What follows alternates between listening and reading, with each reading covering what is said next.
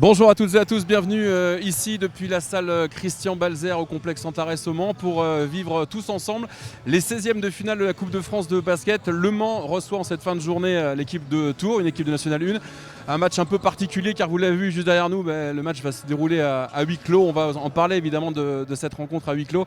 Et pour nous parler du match de ce soir, les enjeux, on a le plaisir d'accueillir Vincent Loriot, le directeur sportif du MSB. Vincent, une rencontre particulière à huis clos, mais une rencontre qui va faire du bien aux gars pour rester dans le timing de la Jeep Elite pour Le Mans et de la National 1 pour Tours. Alors c'est une rencontre nécessaire. Est-ce que c'est pour rester dans le rythme de la Jeep Elite? J'en sais rien, puisqu'on n'a absolument aucune idée de la reprise de la compétition à ce niveau-là. En revanche, pour le groupe qui commence à avoir des fourmis dans les jambes, à s'impatienter, parce qu'il n'y a pas du tout d'échéance précise à se mettre sous la dent. Oui, c'est un match qui a été bien martelé par le staff et qui évidemment est le plus important du mois. Donc c'est un match que vos gars vont prendre très au sérieux. Si j'en crois la teneur des entraînements, les tensions qu'on a pu relever au sein du groupe et volonté de bien faire, de très bien faire à l'entraînement, il faut dire qu'ils le prennent au sérieux, peut-être même trop. Il faut spécifier l'équipe de Tours parce que Tours Le Mans, ça peut être le match piège pour le MSB cet après-midi. Par excellence, on sait très bien que la Coupe de France est plus encore dans le foot qu'en basket évidemment, mais raffole de ces affiches a priori disproportionnées avec des équipes qui ne sont pas dans le même niveau de compétition. Mais on a vu au tour précédent Pau trébucher.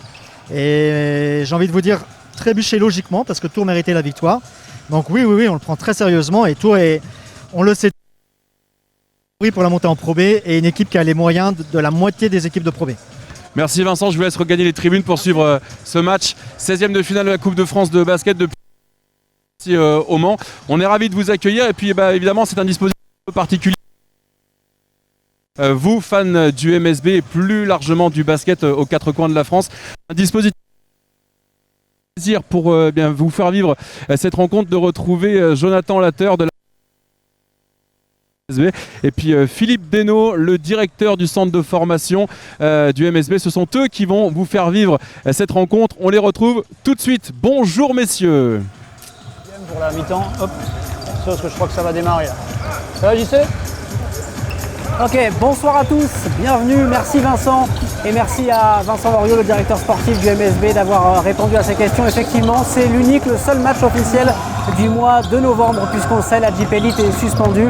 On est très heureux de se sentir privilégié, bien sûr, d'être ici dans cette salle Antares à huis clos. C'est la première fois qu'un match officiel se déroule ici sans aucun spectateur. On vous offre la possibilité de le vivre sur la page Facebook du MSB. Et à mes côtés, Philippe Desnaud, le directeur du centre de formation du MSB. Bonsoir Philippe. Bonsoir à vous, bonsoir à tout le monde. Et merci d'être là Philippe. Vous allez évidemment, durant toute la rencontre, nous donner votre expertise. C'est un 16e de finale de Coupe de France. Les Manceaux font leur entrée dans la compétition alors que les Tourangeaux, eux, ont déjà dû disputer 2 tours et ils ont bien réussi et plus que jamais même réussi à briller parce qu'éliminer une équipe de Jeep Elite dès leur entrée en lice. C'est vrai, c'est pas commun en Coupe de France qu'une équipe de NM1 sorte une équipe de la Jeep Elite. En l'occurrence, l'élan Béarnais, ça fait quand même plutôt bien sur le CV d'un club qui est en train de se reconstruire. C'est vrai que Pau à ce moment-là était loin d'être au complet, n'était pas très en forme. D'ailleurs le MSB regrette bien de n'avoir pu les jouer à ce moment-là comme le calendrier l'avait prévu. Malgré tout, c'est une très belle performance que l'équipe de Pierre Tabano a accomplie ce soir-là dans la région de Tours. Effectivement, et ensuite les Tourangeaux sont allés gagner au Sablons d'Olonne. Là aussi, c'était pas forcément écrit d'avance, même si l'équipe, l'adversaire était un cran en dessous. Hein. Oui, le Sablons d'Olonne montait de National 2, mais en ayant dominé toute la saison leur poule de la tête et des épaules. Et aller gagner au Sablons d'Olonne, c'était effectivement pas un défi si facile que ça. Et ils l'ont fait avec autorité, ce qui prouve que cette équipe de Tours n'est pas là par hasard ce soir à Antares. Équipe en reconstruction, leader de sa poule A en National 1 masculine, une formation qui a clairement l'objectif de remonter en Pro B dès la saison prochaine. D'ailleurs, ça fait plusieurs années que c'est l'objectif affiché. Oui, Tours annonce des budgets quand même plutôt très intéressants. Déjà en National 2, c'était le cas. Ils ont réussi à monter d'un cran, où là, effectivement, en National 1, ça commence à devenir très sérieux. Et ils n'ont pas eu peur d'annoncer dès leur deuxième année, effectivement, que l'objectif était clairement la Pro B, d'où un effectif pléthorique, même si malheureusement il déplore ce soir l'absence d'un ou deux joueurs cadres, en l'occurrence Aldo Curti et Vincent Pourchaud. Malgré tout, c'est un effectif qui effectivement devrait jouer le très haut de tableau de sa poule cette année. Oui, avec 5 victoires en 6 matchs officiels disputés cette saison. C'est une équipe qui a du rythme. Est-ce que ce sera la clé du match? Le rythme, les Manceaux, on le sait, n'ont pas joué officiellement encore en novembre. Le dernier match date du 24 octobre.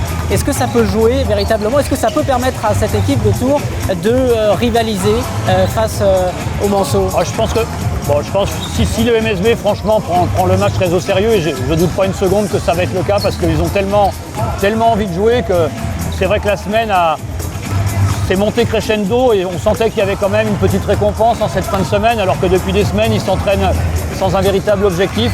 C'est ce qui peut justement nous éviter de tomber dans le piège de la facilité ou de l'aisance. Peut-être qu'en pleine saison, ils ne l'auraient peut-être pas pris avec la même envie, le même sérieux. Et j'ai lu dans la presse locale qu'Éric Delors tenait vraiment à ce que les joueurs commencent par se respecter eux-mêmes et à respecter le MSB avant de s'occuper de l'adversaire, parce que si le MSB joue à son niveau, normalement effectivement il n'y a pas photo contre une équipe de NM1.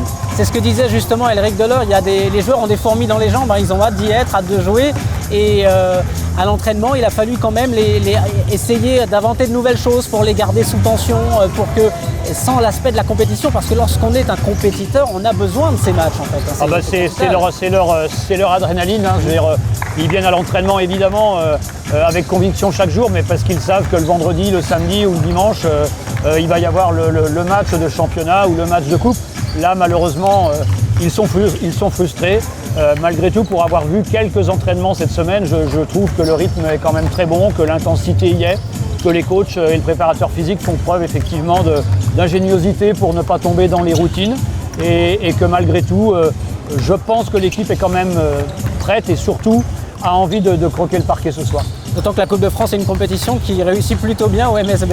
Oui, ce ne serait pas la première fois que le MSB fait un bon parcours. Et c'est vrai que... 8 finales, dont 4 gagnées. Tout à fait, tout le monde ne peut pas se targuer d'un tel palmarès. Et c'est vrai que la Coupe de France n'a jamais été négligée par le MSB. Et a fortiori cette année où ça risque d'être les seuls matchs pour l'instant, il faut vraiment les prendre et les jouer à 100%. On a parlé un petit peu de Tours. Est-ce qu'il y a un joueur dans cet effectif dont vous avez envie de ressortir le nom? Jbam, forcément, peut-être, c'est l'expérimenté, parce qu'il a 41 ans. Oui, bon, Jbam, c'est effectivement, quand on regarde l'effectif de Tours, c'est effectivement le joueur que les supporters du basket de haut niveau connaissent. Cependant, il ne faut pas s'y tromper, il n'a pas un temps de jeu énorme, il a quand même effectivement, comme vous l'avez rappelé, 41 ans, même si Pierre Tavano me disait avant la rencontre qu'il courait encore très très bien pour son âge, que c'est quelqu'un qui avait une hygiène de vie remarquable. Et bon, c'est vrai que c'est le plus connu, mais ce ne sera pas, je pense, le plus à craindre de l'effectif de Pierre ce soir. Juste, est-ce qu'il y a un joueur, il y a dans cet effectif le meilleur marqueur de la Nationale 1 aussi? Oui, Fabien Théba, qui, sauf erreur de ma part, n'est autre qu'un cousin de Nicolas Batum, que les Manceaux connaissent bien. Fabien Théba est qui cette année fait un très très gros début de saison. L'année dernière, c'était pas aussi marqué que cela, mais cette année, il est vraiment très invers, surtout sur le plan offensif. Un garçon athlétique, capable de percuter balle en main comme de shooter de loin. Je pense que lui et l'Américain Crayon sont effectivement les deux joueurs un petit peu phares de cette équipe, en tout cas en ce début de saison. Philippe, vous avez beaucoup parlé du coach, parce que forcément lorsqu'on est Manceau, on le connaît très très bien. Ça a été l'adjoint d'un grand entraîneur du MSB et de l'équipe de France, bien sûr, Vincent Collet. Oui, c'était même, je crois, c'est même plus que l'adjoint, c'est un ami. Je pense que c'était vraiment deux garçons inséparables. Je sais qu'ils s'appellent encore très régulièrement. Et je pense que dans le jeu que Tours va proposer, on va sans doute revoir des choses que dans la fluidité, dans l'envie de privilégier le collectif et le jeu de passe. Je pense qu'on va retrouver chez Pierre Tavano vraiment des traces de ce qu'il a appris aux côtés de Vincent Collet pendant les 8 années partagées ensemble au sein du MSB. Et on va suivre ça évidemment. Maintenant, le coup d'envoi du match, c'est dans moins de 10 minutes, 8 minutes et 32 secondes en direct sur la page Facebook du MSB. Philippe, on a pas mal parlé de Tours, on va parler bien sûr des Manceaux qui restent sur ces 2 défaites essentiellement liées, on peut le dire, parce que le début de saison était plutôt intéressant et convaincant, au manque de rythme et à cet épisode Covid qui a touché l'effectif. Tout à fait. Je pense que notamment celui de Pau n'est sans doute pas digéré pour le staff, parce que s'en est quand même fallu peu qu'on ramène les points de la victoire là-bas. Et c'est vrai qu'il y a quelques regrets, aussi bien sur la manière dont nous avons géré le match que sur le fait que ce soit un match reporté, alors même que si on l'avait joué à la date initialement prévue, le MSB était effectivement pleine balle et Pau était effectivement pas au mieux à ce moment-là, et notamment privé de son meneur de jeu, Evans, si je ne me trompe pas. Et effectivement, c'est un gros regret, je pense, dans le très bon début de parcours du MSB. Le problème de son que nous l'avons eu il y a quelques minutes est résolu désormais, vous nous entendez bien, on est heureux de pouvoir vous faire vivre cette rencontre.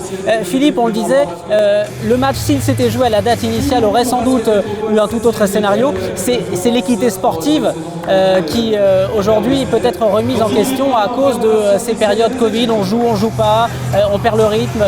Cette saison est quand même assez particulière. C'est ça, c'est particulier. Après, bon, je pense qu'on est tous aussi conscients des enjeux, on est conscient aussi que la santé doit primer sur tout, mais c'est vrai que je me mets à la place du staff Manceau qui devait jouer à Pau à une période où a priori les choses se présentaient bien, ce qui ne veut pas dire qu'on l'aurait emporté, mais en tout cas on était dans de très bonnes dispositions. On le joue quelques semaines plus tard dans une configuration différente et du coup voilà, on perd après prolongation un match qu'on avait malgré tout en main. Dans quelques secondes, la présentation des deux équipes, l'Union Tours Basket Métropole bien sûr, et puis le Mans FC. On va vous laisser profiter un peu, on va imaginer que vous êtes ici, vous êtes à Antares, à notre place, et vous allez profiter de la présentation des équipes. Alors pour l'instant, ce sont les tours en jeu, on va attendre peut-être que ce soit autour des Manceaux. Philippe, dans la peau d'Elric Delors, est-ce que véritablement ça change quelque chose pour un coach, le fait que ce match se déroule sans aucun spectateur? Dans sa préparation, non, je pense que ça ne change rien. Après, c'est vrai qu'un match à domicile, quand on a le public, il peut pousser dans les moments où c'est important. Et au Mans, c'est vrai que le public est quand même nombreux, fidèle, et il pousse son équipe. Et malgré tout, oui, c'est quand même un handicap. Après, dans sa préparation, dans sa façon de fonctionner, je ne pense pas que ça va changer grand-chose. Merci Philippe, on va dans quelques secondes à la présentation officielle du Mans Sarthe Basket pour ce 16e de finale de Coupe de France entre le MSB et Tours. Et comme si vous étiez, on va se taire, vous montez le son, vous êtes à la maison, le noir complet, le noir sale va se faire, on ne change rien et vous allez pouvoir suivre ça en direct avec nous. Et tout de suite nous allons accueillir, vous qui nous suivez peut-être sur YouTube ou sur la page Facebook de MSB, le Mans Sarthe Basket dans 5, 4, 3, 2, 1.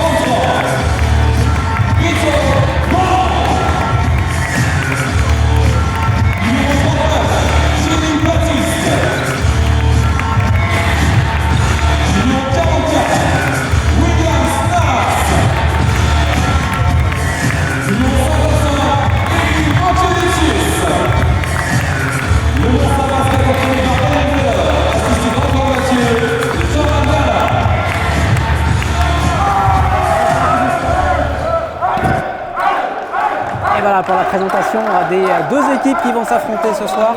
Ça donne quand même des frissons, hein. On est là, le noir complet, même si la salle est vide. On ressent quand même l'émotion de pouvoir assister à un match comme ça ici. Oui, on est nous aussi, en tant que supporters, en tant que personnes qui avons nous aussi notre petit match tous les 15 jours à domicile. Ça nous manque, et même si effectivement c'est un huis clos, même si c'est un match qui sur le papier peut paraître déséquilibré, il n'empêche que ça fait du bien de pouvoir se retrouver là et que le MSB et Tours ait pu organiser ce match-là et le téléviser pour nos supporters au mieux, c'est déjà pas si mal. On va retrouver Vincent Royer sur le parquet en compagnie d'Elric Delors, l'entraîneur du MSB. Elric Delors, l'entraîneur du MSB. Elric, 16e de finale de la Coupe de France, un match important pour vos gars, un match que vous prenez très au sérieux ce soir. Oui, complètement. On a suffisamment peu de matchs officiels pour prendre par-dessus la jambe le peu qu'on a. Les entraînements cette semaine ont été intensifs, on en parlait avec Vincent Loriot tout à l'heure. Vos gars ont la dalle, même si en face c'est une équipe de National 1, il faut se méfier de Tours. À Tours, ils ont sorti faux le tour d'avant, donc ça veut dire qu'ils peuvent battre une équipe de Jeep Elite. Mais nous, c'est sûr qu'on essaye de se concentrer à donner nous ce qu'on peut donner. Et voilà, on peut donner plein de choses. Merci, bon match. Voilà Jonathan, Philippe, on va se retrouver dans quelques instants avec l'entraîneur Pierre Tavano pour Tours. A tout de suite.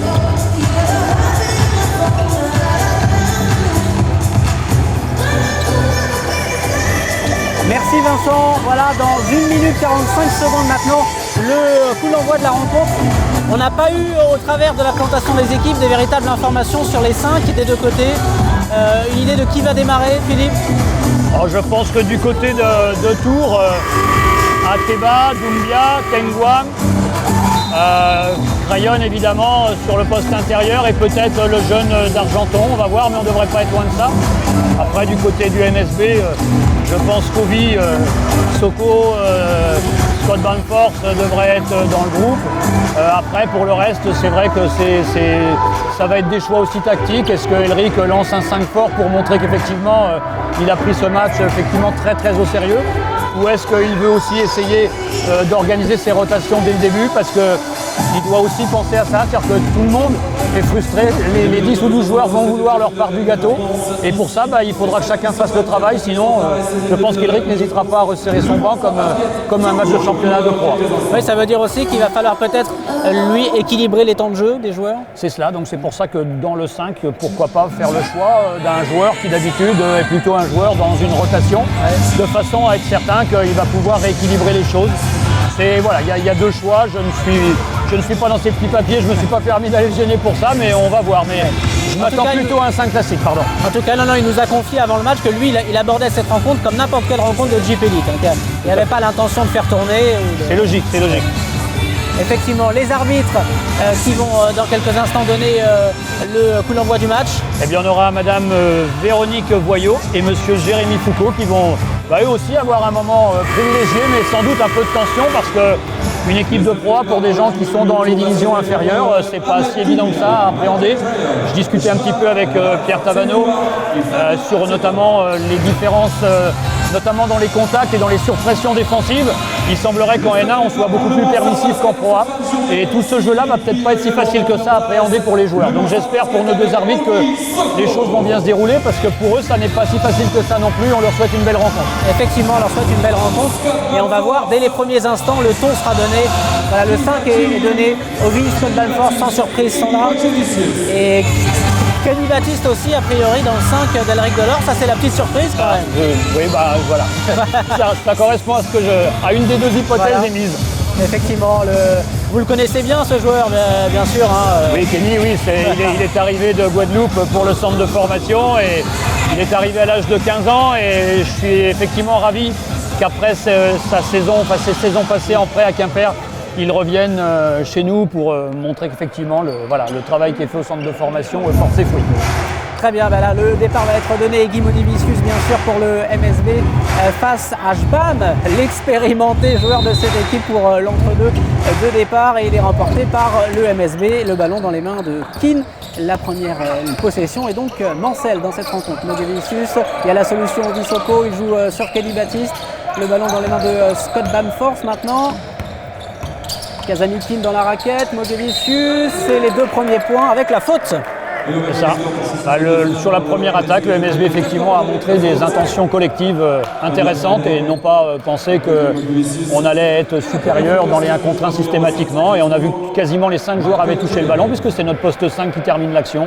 Ce qui veut dire qu'effectivement, on a bien partagé cette première attaque offensivement pour le MSB. Et Mogevicius qui réussit d'ailleurs son lancer franc, ça fait donc 3-0 d'entrée pour le MSB et les Tourangeaux qui repartent, qui sont bien sûr en bleu et jaune, tandis que les Sartois évoluent dans leur couleur traditionnelle en orange. Peut-être, oui, le shoot à venir, non, plutôt la passe, on est Jbam face à Mogevicius, la bonne défense, mais c'est marqué, ça fait 3-2. Eh oui, Jbam sur sa main gauche, hein, comme d'habitude, mais le Mans court vite de l'autre côté. Et là, le très beau contre réussi sur Ovisoko qui permet aux Tourangeaux de vite repartir de l'autre côté. C'est sorti par Scott Banforce et la balle va être rendue à Ateba, le numéro 23 de cette équipe. On disait c'est l'un des plus gros dangers du côté du Tour Basket Métropole. Oui, je pense que justement l'introduction dans le 5 majeur de Kenny Baptiste n'est pas innocente parce qu'avec son envergure et ses capacités défensives, peut-être qu'effectivement Kenny est en mission sur Ateba. Et on va suivre ça après Ateba à 3 points justement. Premier shoot à 3 points du match, c'est manqué et c'est Kenny Baptiste qui a pris le rebond.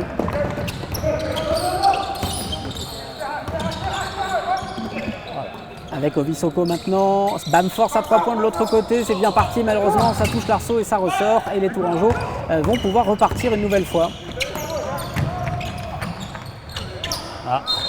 La balle est restée coincée. Mais ce type d'action que l'on vient de voir est caractéristique du jeu tourangeau. Toujours l'envie d'une relance rapide et de shoot en première intention si ça se présente. Et effectivement, le MSB devra être très très sérieux dans son repli défensif et attentif parce que ce genre de, même s'il a loupé de peu ce panier, ce genre d'attaque, on va le voir souvent si on n'est pas attentif. Oui, on va pas essayer de tirer de conclusion dès maintenant, mais c'est vrai que ça va très vite d'un camp à l'autre dans ce début de match. Oui, l'équipe de Tours est très très athlétique. Quand on regarde les profils de ces joueurs-là, c'est longiligne, ça court, ça saute très haut. Donc je pense qu'on a affaire à une équipe effectivement athlétique, bondissante et qui aime courir. Donc il va falloir les freiner, les ralentir et plutôt les faire jouer demi-terrain si on veut ne pas se créer quelques petits soucis. On va voir ça de près, 3-2 pour le Mans. Le ballon dans les mains de Casamikin avec le pivot Iki Mogevicius, Ovisoko. Même attaque que tout à l'heure. Effectivement, avec peut-être une solution. Non, il y va à 3 points. Les 3 points de Casamikin, malheureusement, ça ne rentre pas. Et ça permet à cette équipe tourangelle de repartir très très très vite vers l'avant. Vraiment, on ne perd pas de temps. Le meneur, il porte la balle. C'est leur ADN, ils sont tous capables, il n'y a pas vraiment, enfin sur les 3 postes extérieurs, Ateba, Twenga et Doumbia sont 3 joueurs qui peuvent jouer arrière, ailier. Donc le ballon sort et hop, tout le monde court de l'autre côté et j'ai l'impression que tout le monde a le droit de prendre des initiatives à partir du moment où c'est cohérent. Et là, ça va pas plaire à Elric Delors. Belle erreur défensive. Belle erreur défensive, oubli défensif des Manceaux. Oubli défensif, ça va pas plaire du tout à Elric Delors parce que ça permet aux Tourangeaux de prendre l'avantage dans ce match au score de 4-3. Keane à 3 points une nouvelle fois et malheureusement les Manceaux pour l'instant 3e tir manqué à 3 points. Oui, peut-être que c'est beaucoup d'ailleurs. Vous signalez le 3e tir, peut-être qu'en 2 minutes 3 fois 3 points, tenter c'est peut-être beaucoup. Ouais. Peut-être qu'il va falloir se rapprocher du cercle, alimenter un peu nos joueurs de grande taille parce qu'on est quand même censé, je pense, dominer sur le secteur intérieur. Effectivement, Banforce cette fois-ci c'est mieux parti et c'est dedans. Le MSB reprend l'avantage 6-4. C'est vrai qu'il y a beaucoup de possibilités de shoot à 3 points aussi offertes pour... Tout à fait, c'est peut-être un choix aussi qui est fait par le technicien tourangeau. Allez, les Tourangeaux de l'autre côté, la défense de Casamikin. On est Ovisoko qui parvient à récupérer cette balle et ça repart côté Manceaux. Et encore une fois, Banforce a le temps de shooter et là aussi, il ne faut pas lui attention les Tourangeaux parce que lorsqu'on laisse Scott Banforce comme ça, sans défense, c'est quand même, ça peut vite... l'addition peut vite se corser, attention. Ça fait 9-4 désormais dans ce match. Et là aussi, Mogevicius avait un peu de retard et il commet la faute. Et au métier, l'expérience de Jbam se voit sur ce genre de choses. Et puis avec Egui, puisque c'est le petit surnom que l'on donne à Mogevicius, effectivement, c'est un duel qui peut être intéressant parce qu'ils ont un petit peu les mêmes profils. Ce sont des joueurs qui aiment bien poster, donc travailler près du cercle, travailler dos au panier, sur un ou deux dribbles. Donc je pense que le combat intérieur va être équivalent au duo Ateba-Kenny Baptiste. Donc c'est des duels intéressants à cibler qui vont peut-être amener une supériorité d'une équipe sur l'autre à un moment donné. Et il réussit son premier lancer franc. Bam, c'est son surnom évidemment, hein, ce n'est pas son nom complet, le nom complet de Jean-Baptiste Adolphe Michel. Voilà, bravo, Jean-Baptiste Adolphe Michel. C'est que des prénoms. Hein. Voilà, c'est ça. C'est un joueur qui a, on peut dire, roulé sa bosse hein, en France. Chalon-sur-Saône, Paris-Levallois l'ont beaucoup arrivé de Martinique, hein, où il était arrivé à Liévin en National 2 à l'époque. Et il a fait ensuite un parcours, notamment à Chalon, où il avait fait un triplé, je crois, championnat de France, Coupe de France. Avec la très belle équipe de Chalon. Tout à fait. Et il y a un joueur au sol et ça va donner une faute pour les Manceaux. C'est Skin, je crois, qui a été victime de la faute. Oui, c'est surtout peut-être la deuxième de Crayon qui est quand même, et c'est ça, l'américain de Tours qui est quand même le joueur majeur avec Ateba, donc 2 fautes pour lui. Ça risque d'être un souci pour Pierre Tabano et l'équipe de Tours. 2 fautes après même pas 3 minutes, c'est vrai qu'effectivement, d'ailleurs il sort, hein, logiquement, il est remplacé. Le jeune d'Argenton, je crois. Effectivement, c'est lui qui rentre. Les jeunes joueurs, parce qu'on avait effectivement vu dans l'effectif, soit ce sont des joueurs très âgés, ou en tout cas trentenaires ou pas loin, ou largement pour Jbam, et puis à côté de ça, il y a effectivement 3 ou 4 jeunes de 20 ans, 22 ans. Donc c'est un effectif malgré tout expérimenté, en plus d'être athlétique. C'est pas une équipe non plus de jeunes joueurs, ce qui peut expliquer aussi qu'ils puissent affronter des équipes dans la hiérarchie plus élevée, mais malgré tout, avec leur expérience, ils compensent. Il a manqué le premier, mais pas le deuxième. Scott Bamford, il a inscrit 8 des 11 points du MSB dans ce début de match. Et là aussi, on se trouve assez facilement quand même dans la raquette depuis tout à l'heure pour les Tourangeaux. Bien dynamique hein, offensivement, il y a des solutions. Et les Manceaux, ça fait 2 fois quand même, là cette fois-ci ce n'est pas allé au bout, mais qu'ils se font prendre assez facilement. Oui, ça manque. Peut-être que la concentration défensive n'est pour l'instant pas au niveau où elle devrait être. L'intensité aussi, j'espère que ça va aussi monter. Peut-être que les joueurs ont aussi besoin de quelques minutes pour reprendre des vraies marques. Hein. Même si j'ai fait des compliments tout à l'heure sur l'intensité des entraînements que j'ai vus, malgré tout, on le dit toujours, hein, rien ne remplace la compétition et peut-être que ça va monter en régime au fil de minutes. Je le souhaite en tout cas avant qu'Elric ne se fâche un petit peu ou ne prenne quelques dispositions avec des rotations. Même si Ovi Soko avait dit qu'on fera abstraction du contexte qui n'est pas de public, ça peut quand même jouer aussi dans la façon de rentrer dans le match. Voilà. Quand on est à domicile, c'est peut-être assez gênant quand même. Ça peut avoir l'impression de disputer un match amical d'entraînement. Malgré tout, ça fait quand même 2 balles de suite qui sont gagnées. Bon retour de Doumbia qui a contré, mais ça fait quand même 3 défenses de suite où Le Mans récupère le ballon, donc ça commence à se mettre en place, je pense. Effectivement, avec Scott Bamford, c'est une nouvelle fois qui a la possibilité, il est dans la raquette maintenant, il y a l'appel de Keane, il y va tout seul s'il est servi. Kazami Keane, là-bas c'est parfaitement fait pour Ovi Soko à 3 points, il est tout seul. Et ça c'est une action d'école, hein, tout simplement, c'est parfaitement mené.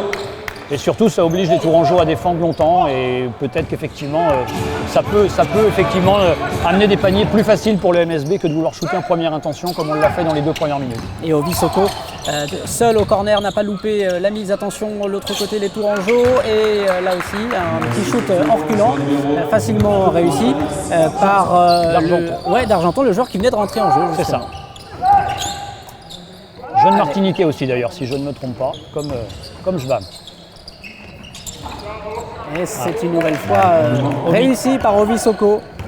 Polyvalent, hein, capable de shooter à 3 points, à 2 points. Pas facile à défendre ce type de joueur qui se promène partout sur le terrain. C'est là effectivement, c'est l'une de ses forces. Ovi Soko est capable de défendre très bien hein, et aussi de réussir. Il peut remonter la balle, il peut shooter. Voilà. Très polyvalent. C'est une des caractéristiques de l'équipe qui a concocté cette année le staff du MSB. On a effectivement avec William Naras qui rentre justement et Vito. Brown qui rentre aussi, des joueurs qui n'ont pas vraiment un profil type poste 5 ou type poste 4. C'est des joueurs un peu comme on dit maintenant stretch 4 ou ailier fort et qui sont compliqués à défendre parce qu'ils peuvent sortir, shooter à 3 points, ils peuvent vous poster, jouer de haut panier et c'est pas simple pour les équipes d'en face de cibler des philosophies défensives parce qu'il faut s'adapter avant tout à la polyvalence de certains joueurs et c'est pas simple.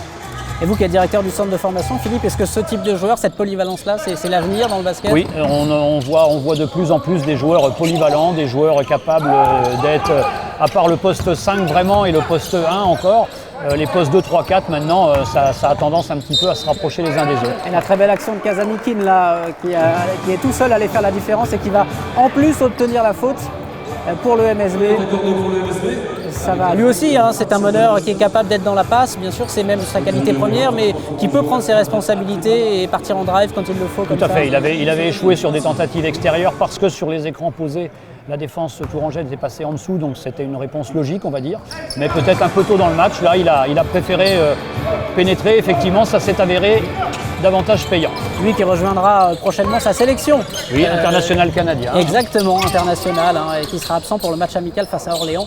Oh là, ça très beau shoot à 3 points réussi, Doumbia. Par Doumbia. Ouais, donc c'est la première qualité, un gros shooter. Et qui permet à cette équipe de revenir à 9 points, mais les Manceaux semblent effectivement désormais bien dans leur match. Hein. Voilà, Vito Braun, voilà, c'est ce qu'on est en train de dire. Voilà. Il est censé jouer intérieur, mais son premier shoot, c'est un shoot à 3 points. Voilà. Vito Braun, 22-10, désormais 12 points d'avance pour le MSB qui a réussi parfaitement son entame de match ici à Antares. Les Tourangeaux, là il y a une petite faute signalée, ça va peut-être être la deuxième de Scott par l'arbitre de ce match. Oui, effectivement. Non, il reste à une faute, on va voir ça. Du changement du coaching avec Alain Kofi de retour sur le parquet, qui fait son entrée sur le parquet. Alain Kofi et Antoine Eito également. Voilà, ce qui fait qu'en 6 minutes, Édric a déjà concerné quasiment l'ensemble de son effectif. Il n'y aura plus de Valentin Bigotte à faire rentrer et tout le monde y sera. Le message envoyé est clair. Oui, c'est ça. C'est faire, voilà, comme on a dit tout à l'heure, partager le gâteau. Si tout le monde est sérieux, je pense que le but, c'est de répartir les temps de jeu pour encourager tout le monde à continuer à s'entraîner malgré tout avec les meilleures intentions possibles. Il n'était pas au rebond à la Kofi pour sa première défense, mais les Monceaux sont repartis. C'est Scott Bamforth qui remonte cette balle. Le nouveau shoot dans la raquette, malheureusement, ça ne va pas au fond et ça permet aux Tourangeaux de repartir très très vite une nouvelle fois vers l'avant. Doumbia à 3 points qui réussit son shoot.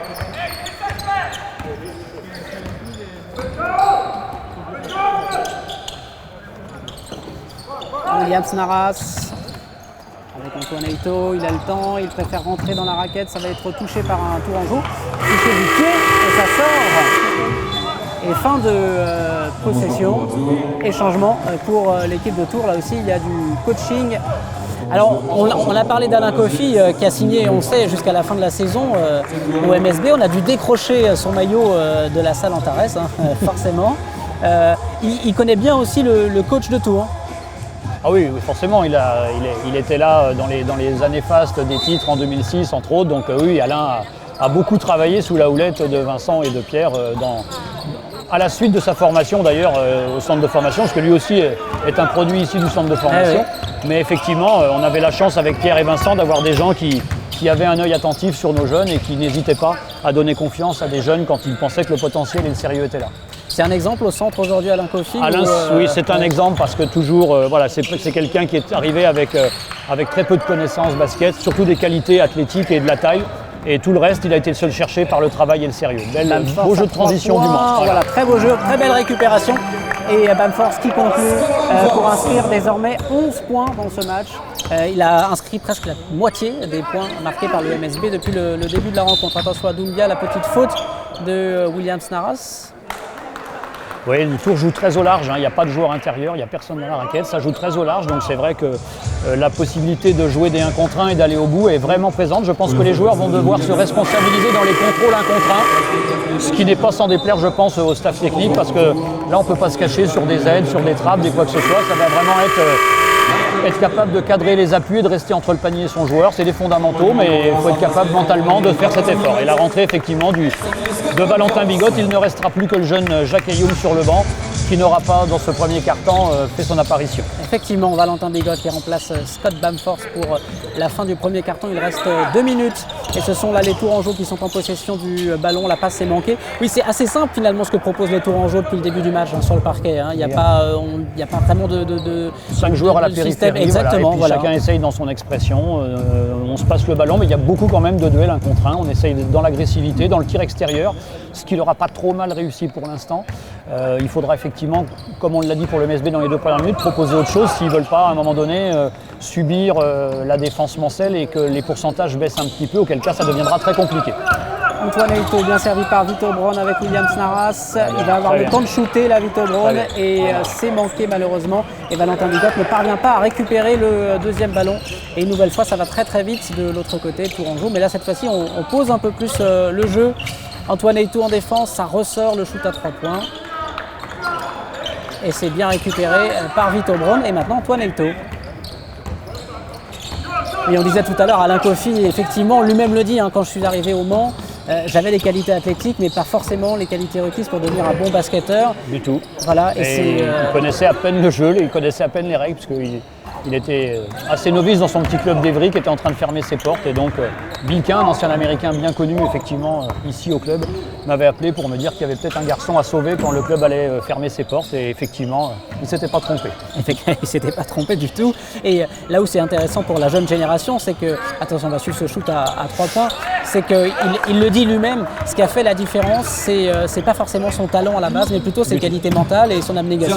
C'est ça, c'est vraiment un garçon qui a réussi par le travail, par son attention, son écoute. Il m'étonnait toujours par ses grands yeux ouverts dès que quelqu'un parlait, et quel que soit le niveau qu'on lui proposait, quels que soient les coachs qu'il ait eus, c'est toujours son application. Et même encore maintenant, regardez Elric qui est en train de lui parler, il regarde comme un jeune cadet 3e année. Et je trouve que c'est vraiment une démarche, et je le cite souvent d'ailleurs comme exemple, au même titre que des Philippe Amagou et d'autres joueurs, Jérémy Leloup et autres, des joueurs qui ont réussi par l'engagement, par le sérieux, par le respect qu'ils ont des staffs par lesquels ils sont passés. Et preuve qu'ils sont reconnaissants, ce sont des joueurs qui ont tous encore des attaches ici au Mans. Oui, la preuve c'est qu'Alain est revenu s'entraîner très vite pour ne pas perdre le rythme, et puis on sait comment l'histoire s'est terminée, puisque maintenant il est carrément sur le parquet avec nous, et c'est une très belle histoire qu'il est en train d'écrire avec son club. Effectivement, il va faire toute la saison entière avec le MSB, et on espère qu'elle sera le plus longue possible cette saison. Antoine Eito qui défend et qui défend plutôt de manière agressive. Voilà, il montre qu'il a envie aussi. Ça lui a manqué d'être. Je pense même que c'est monté d'un cran là. Certes, on prend le panier, mais je trouvais que les joueurs étaient un peu plus proches de leur adversaire, un petit peu plus dans le corps à corps. Et à nouveau, effectivement, par contre, il ne faut pas se faire passer en 1 contre 1, parce que derrière, l'aide est compliquée, puisque tous les joueurs tourangeaux sont très loin du cercle. Allez, Vito Braun à 3 points servi par Alain Coffy, c'est manqué, et le rebond est pour les Tourangeaux. Ah oui, c'est pareil, c'est un joueur intérieur, déjà son 3e tir à 3 points, peut-être qu'il faut proposer autre chose. Cette équipe tourangelle pour tenter de revenir peut-être à -3 ou -2. Là, il y avait une possibilité de chute, il ne l'a pas prise, il est face à Alain Coffy. Et c'est la fin du premier quart-temps, 26-17 pour le MSB. Je pense qu'il aura 2 lancers francs quand même. Ah oui, effectivement, il va avoir les 2 lancers francs. C'est vrai qu'il semblait y avoir eu un contact avec Alain Coffy. Oui. Allez, 2 lancers francs à venir pour cette équipe de Tours, le Tours Basket Métropole.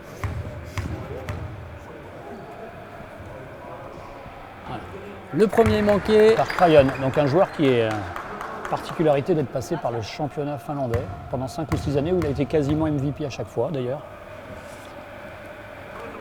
Et le deuxième est réussi. Tout à fait. Et que l'on a vu aussi à Blois, je crois. Oui, effectivement. Et Krajan, c'est le seul américain de l'effectif de Tours. Oui, Pierre aurait droit à un second d'ailleurs, dans les règlements de la NM1. Alors peut-être qu'effectivement. Allez, interview maintenant durant cette pause. On va retrouver Vincent Royer. Avec Bruno Delespinay, le président de Tours. Bonsoir président. Alors j'ai envie de dire que la rencontre de ce soir, votre cœur balance un petit peu des deux, parce que vous êtes le président de Tours, je disais, mais vous êtes aussi le président d'Artus Intérim, qui est partenaire maillot de Tours et partenaire aussi du MSB. Exactement, donc ce soir merci. En tant que président du Tours Basket Métropole, c'est vrai que j'ai un petit peu une préférence quand même pour l'équipe de Tours. C'est la moindre des choses, mais c'est vrai qu'en tant que partenaire, c'est équilibré entre Le Mans et Tours, parce que dans les 2 cas, nous sommes partenaires des 2 clubs. Et malheureusement, avec ce confinement et ce huis clos, on n'a pas la chance et le plaisir de pouvoir recevoir nos abonnés, nos partenaires, avec un réceptif digne de ce nom, dans une très belle salle comme celle d'Antares. Et c'est vraiment regrettable. J'espère que le plus tôt possible, on va pouvoir rejouer du public. Petite question sur le résultat de ce soir, on est à 26-18 à la fin du premier quart-temps. Pour le moment, la hiérarchie est respectée. Mais il faut se méfier de votre équipe, on le rappelle, numéro 1 et leader de classement national 1. Alors c'est vrai que on avait battu Portez dans un premier temps, c'est exact, qui est en Jeep Elite, mais enfin, il ne faut pas rêver. Ce soir, on joue d'abord à l'extérieur, même si c'est à huis clos, contre une très belle équipe du Mans. Pour nous, c'est avant tout, je dirais, un entraînement comme il se doit pour pouvoir après reprendre le championnat le plus tôt possible. Je vous laisse reprendre la place, président. Bon deuxième quart-temps. Merci messieurs, à tout à l'heure. Merci beaucoup Vincent, ça va repartir dans moins de 20 secondes maintenant. On a eu les stats là, ça y est, de ce premier quart-temps. Philippe, qu'est-ce qu'on peut en dire? Les dominations logiques des morceaux, beaucoup de tirs à 3 points du côté des joueurs d'Elric Delors quand même. Hein. Oui, on est déjà à 13 tirs, on l'a signalé. Peut-être, bon, malgré tout, on s'en sort avec un pourcentage honnête à 38%, mais merci Scott Bamford au passage. On a 13 tirs, ça fait quand même beaucoup, ça nous emmène sur un 42 à la fin, ça fait peut-être un peu beaucoup. Après, c'est vrai que c'est aussi une réponse à la défense proposée de Tourangelle. On ne peut pas non plus accabler les Manceaux, ce sont des choix assez logiques par rapport à la défense proposée par les Tourangeaux. Voilà.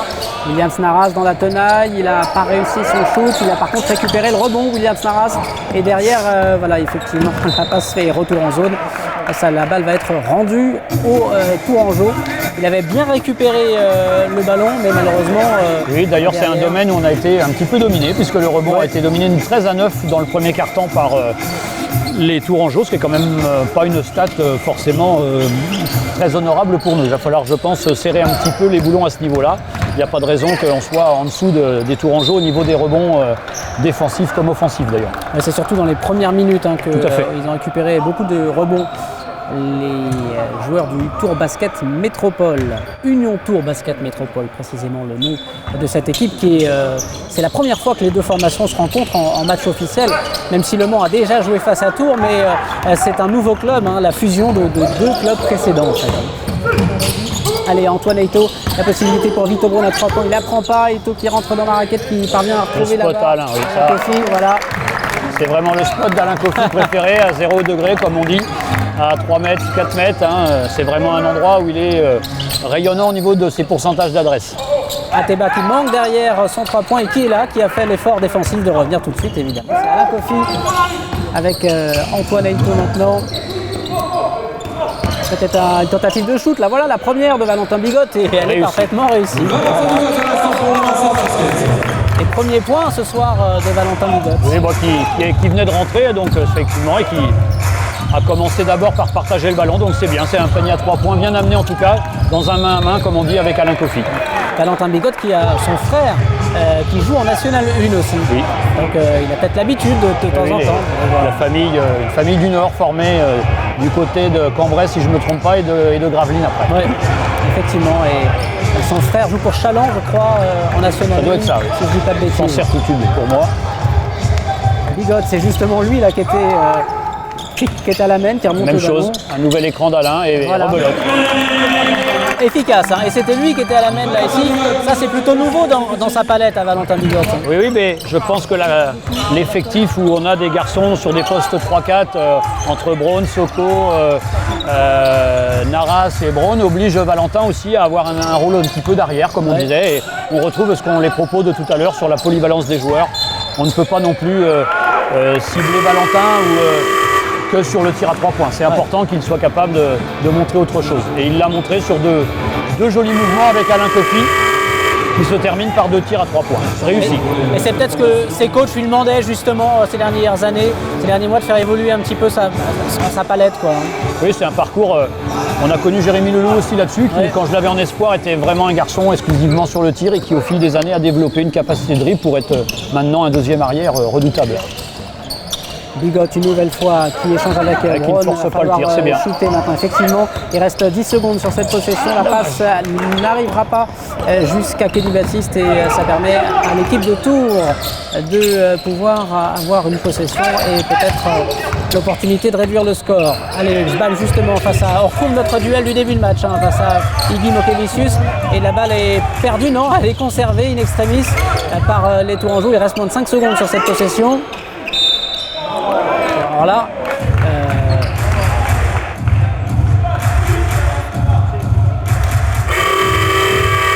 oui, dommage, c'était vraiment une belle défense des Manceaux qui n'est pas récompensée puisqu'on va prendre 3 lancers francs à l'ultime seconde. Malgré tout, on a senti une équipe mancelle beaucoup plus impliquée défensivement, beaucoup plus rugueuse et c'est vrai qu'ils auraient mérité un autre sort que de prendre 3 lancers francs dans cette fin de possession. Effectivement, pour la faute d'Antoine Eito, le numéro 8 du MSB, qui lui aussi sera sans doute absent lors du prochain match amical face à Orléans, peut-être sélectionné avec l'équipe de France. Tout à fait. 3 contre 3, évidemment. Donc il rêve de faire les JO. On en reparlera sans doute avec lui. Allez, le lancer franc Tourangeau, il est réussi. Par Doumbia.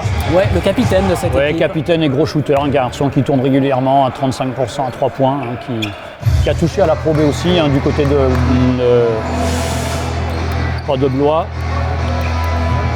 C'est la recette de cette formation des joueurs expérimentés avec des. Oui, avec des jeunes joueurs, je pense.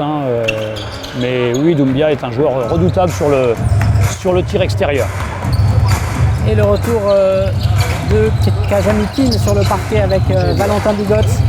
Et Valentin Bigot pour Mokevicius, malheureusement, c'est intercepté par Michael Crayon qui repart l'américain. La défense de Kenny Baptiste, mais il est parvenu à conserver la balle. La défense de Bigot cette fois-ci et le rebond pour Eki Mokevicius. Ça repart côté Manceau.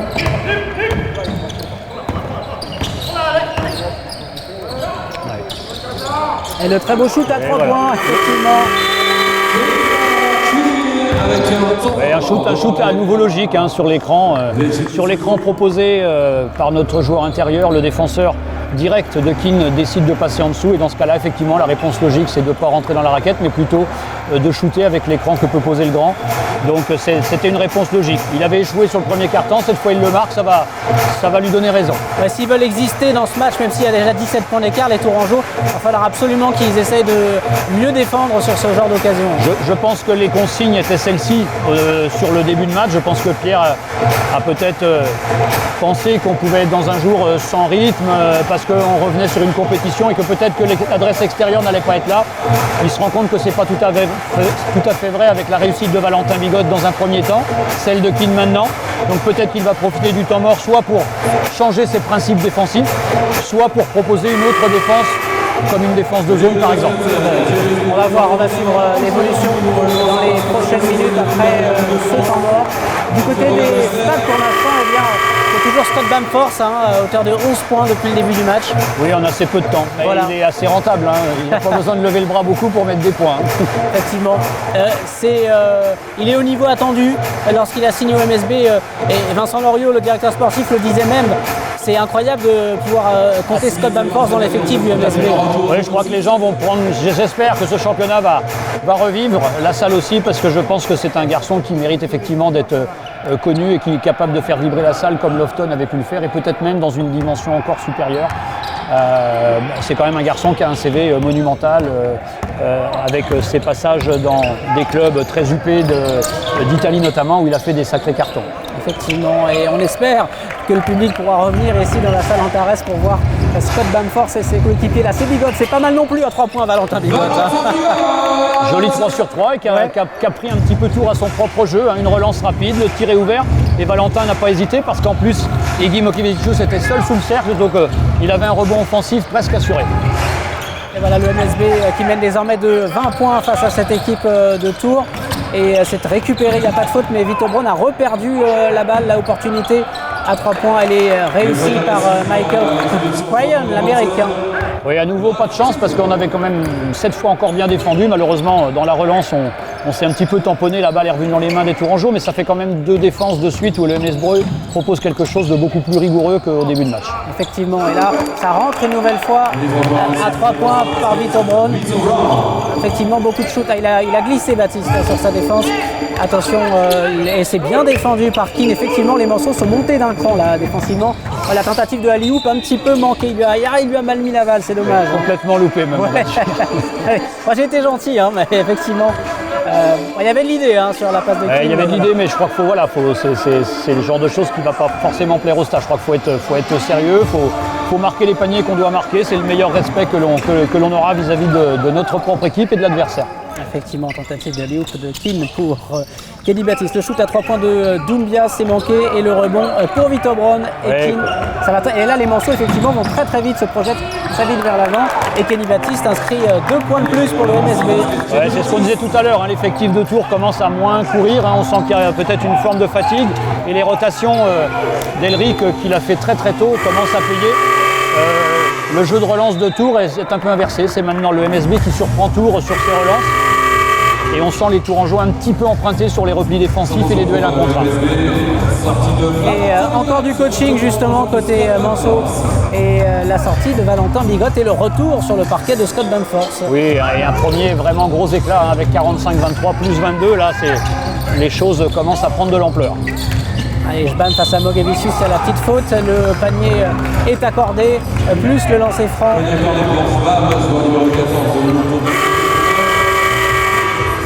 Panier accordé avec la deuxième faute personnelle Mogevicius, le joueur numéro 55. Deuxième faute du jour, troisième équipe avec un changement de joueur pour le. Et encore du coaching avec le retour d'Ovi Soko sur le parquet. Oui, on va retrouver petit à petit. On a même retrouvé le 5 qui avait débuté le match. Hein. Je pense qu'Elric, effectivement, fait ses rotations dans un sens et dans l'autre. Et effectivement, avec pour objectif de partager les temps de jeu et que tout le monde puisse retrouver un petit peu des sensations avant de se rendre effectivement sur Orléans la semaine prochaine. Voilà, pour un autre match amical, histoire de garder le rythme. Mais on n'en est pas là. Banforce à 3 points, il a encore de l'espace. Malheureusement, ça ne va pas au fond, mais c'est bien récupéré par Keane. Ils sont sur les seconds ballons. Oui, les ça Manceaux, commence là, à être voilà, les rebonds, la bataille des rebonds s'inverse. On rentre dans la raquette un peu plus facilement, à l'image de ce que vient de faire Kenny Baptiste. Donc, ça prouve effectivement que le MSB est bien dans son affaire et commence à impacter un petit peu physiquement l'équipe tourangelle. L'équipe tourangelle qui a joué cette semaine, mardi précisément, un match amical pour garder le rythme face à l'ADA Blois. Perdu de 8 points face au leader de la Pro B, donc plutôt malgré tout. Très honnête. Bon, malheureusement pour l'effectif de Pierre Tabano, il en a perdu un de ses joueurs intérieurs, Vincent Pourchaud, hein, qui culmine à 2,20 m à peu près. Et qui, du coup, a priori, après un scanner, va sans doute devoir observer un long repos à cause d'un genou un petit peu maltraité lors du match contre Blois. Et là, c'est le meneur du MSB Meurcalien qui lui-même a passé le balai, hein, histoire que le parquet ne glisse pas. Et c'est comme ça quand les matchs se déroulent à huis clos dans le contexte sanitaire. On s'occupe de tout. Exactement. Allez, la possibilité est là. Il a du temps, Baptiste. Oui, il défend très loin, mais Kenny a hésité d'ailleurs sur le tir extérieur. Et il a empêché la sortie Banforce de fort belle manière, redonner la balle à Baptiste avec maintenant Keane qui préfère lui aussi prendre son. Et c'est vrai qu'ils défendent très très loin. Ouais, ils sont loin. D'ailleurs là on a une belle image d'où on est. Il y a quasiment les 5 joueurs de Tours étaient dans la raquette. Et le MSB a peut-être cette fois, à contrario de ce qu'on a dit en début de match, a peut-être hésité sur le tir extérieur. Et je pense qu'il va falloir à un moment donné déclencher parce qu'on risque de perdre d'autres ballons à vouloir absolument rentrer dans la raquette alors que les 10 pieds tourangeaux y étaient déjà. Moins de 4 minutes avant la fin de cette première mi-temps ici à Antares, et c'est bien Le Mans qui mène sur le score de 47-25 face à Tours. L'écart est fait, la supériorité est visible aussi sur le parquet clairement entre les deux équipes. Là, les deux divisions d'écart se ressentent. Oui, mais je pense que comme on l'a signalé tout à l'heure, le MSB qui avait peut-être démarré timidement son match avait sans doute besoin un petit peu de retrouver du rythme.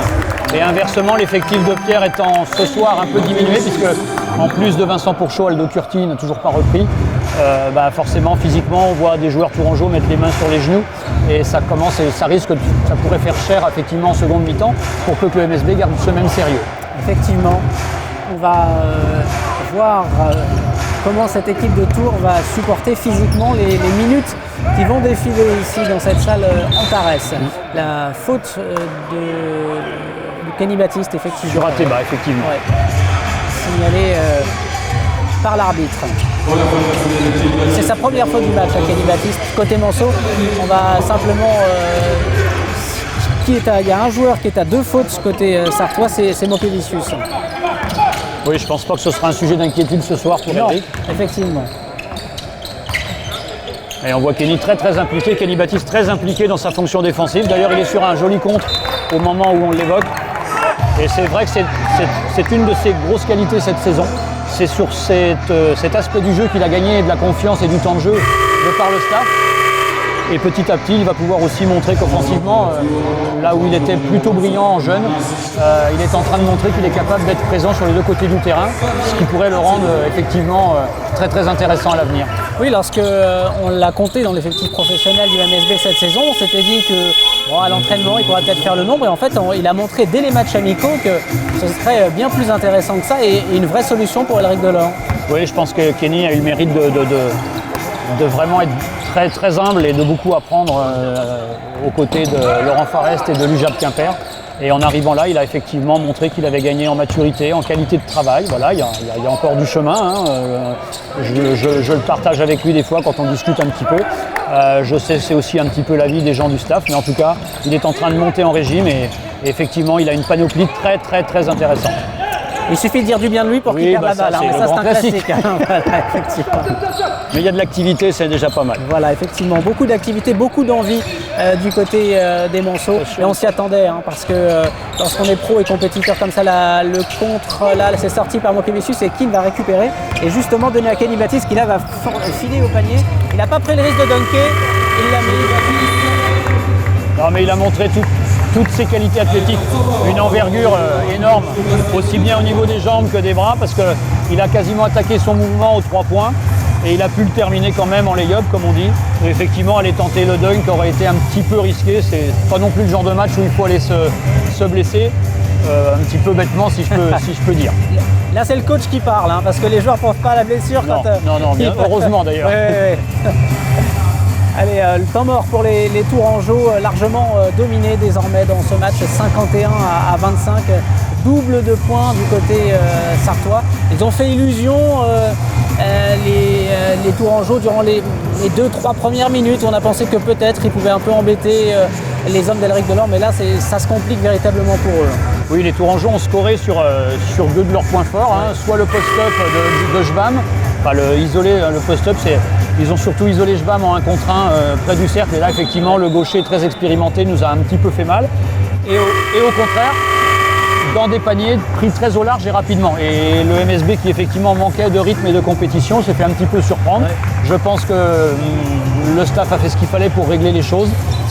Et que depuis que le MSB assure son repli défensif et a mis un petit peu de dureté dans sa défense et d'impact, on sent qu'effectivement les Tourangeaux sont à la peine et on verra le détail du deuxième quart-temps, mais je pense que le score du second quart-temps risque d'être un petit peu violent. Effectivement, ça risque. Et du coup, du côté sartois, qu'est-ce qui peut être intéressant dans ce genre de match où on domine largement, c'est de continuer de ne pas baisser de rythme jusqu'au bout malgré tout. C'est ce qu'Elric disait un petit peu dans la presse ce matin, c'est d'abord de se respecter, de respecter l'adversaire, et de respecter l'adversaire, ça veut dire jouer chaque possession sans se préoccuper de l'écart qu'il peut y avoir. Je pense que c'est l'inverse qui serait irrespectueux. Ovi Soko qui joue là-bas avec Bamforce tout seul, facile pour lui, et il l'a manqué malheureusement, Scott Bamforce, et William Snaras n'a pas pu récupérer le rebond, et ça permet à Tours d'avoir la possession et peut-être une opportunité d'inscrire 3 points. Là aussi, c'est manqué la lutte pour le rebond et c'est regagné par William Snaras. Le ballon a glissé dans ses mains, mais il a empêché la touche, William Snaras. Et Antoine Aito est revenu sur le parquet.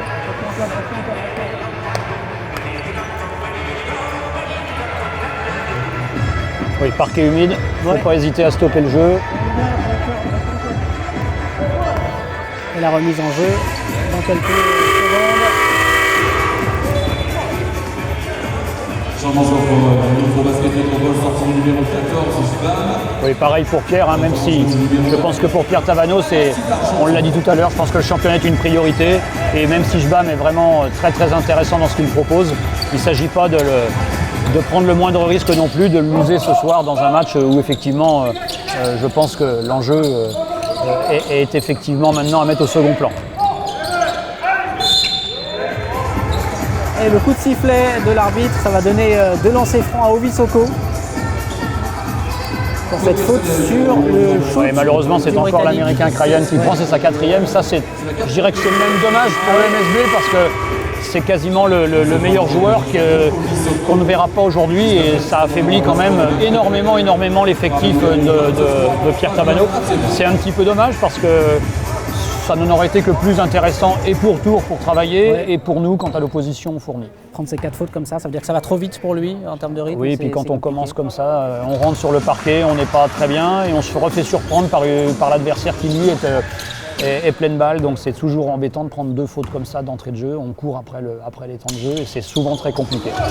Ovi Soko qui réussit ses lancers et qui permet au Mans de mener 53 à 25. Il reste maintenant 1 minute avant la mi-temps et Ovi Soko qui montre qu'il a beaucoup d'envie puisqu'il intercepte la balle. Et là, il a dunké justement. Oui, on sait quel athlète c'est. Hein. C'est Voilà. un joueur très complet, capable de défendre sur un ailier, intercepter la balle, traverser le terrain et dunker arrière. C'est pas donné à tout le monde. C'est trop court et c'est récupéré par Williams Naras. Et là aussi, on sent de la fatigue à l'évidence. Ils ont À mis nouveau beaucoup de Alain rythme. Kofi dans sa pause d'écran. Très bien. Très bien. Avec les lancers en plus, puisqu'il y a eu un coup de sifflet des arbitres. Williams Naras qui va obtenir la faute. Deuxième faute personnelle du joueur numéro 5, le capitaine tourangeau Ahmed Doumbia. Et c'est vrai qu'on s'inquiétait physiquement un peu pour les Manceaux, mais là c'est tout à fait l'inverse. En fait, finalement, ce sont les Tourangeaux qui craquent déjà. Hein. Oui, alors il faut. C'est vrai que Pierre malheureusement ramène deux joueurs, enfin non, un joueur blessé du déplacement de Blois, plus Aldo Curti qui n'est pas encore revenu. Et quasiment il va jouer sans Crayon ce soir. Donc effectivement ça fait un petit peu beaucoup pour affronter une équipe qui est 2 divisions au-dessus et qui a effectivement très envie de jouer. Naras bien servi par Aito, nouveau coup de sifflet de l'arbitre. Faute de Doumbia. Voilà, de nouveau, Je pense le capitaine de l'équipe, je pense.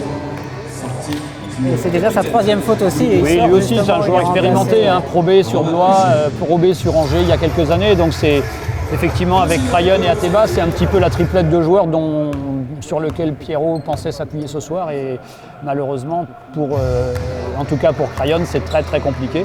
Pour Doumbia, bon, il y a encore du temps de jeu à obtenir, mais c'est vrai que c'est embêtant que sur les 8 fautes données, il y en ait 4 pour l'un et 3 pour l'autre. Williams Naras, c'est réussi. Et Le Mans mène désormais 59-25. La dernière possession peut-être pour les Tourangeaux. Il y aura peut-être quelques secondes supplémentaires ensuite si les Tambours réussissent à récupérer. Oui, ça défend dur, la ça balle, défend voilà. dur, ça défend dur et encore une balle gagnée. Ouais, d'ailleurs, Elric se lève de son banc pour applaudir, ainsi qu'Antoine Mathieu, l'assistant.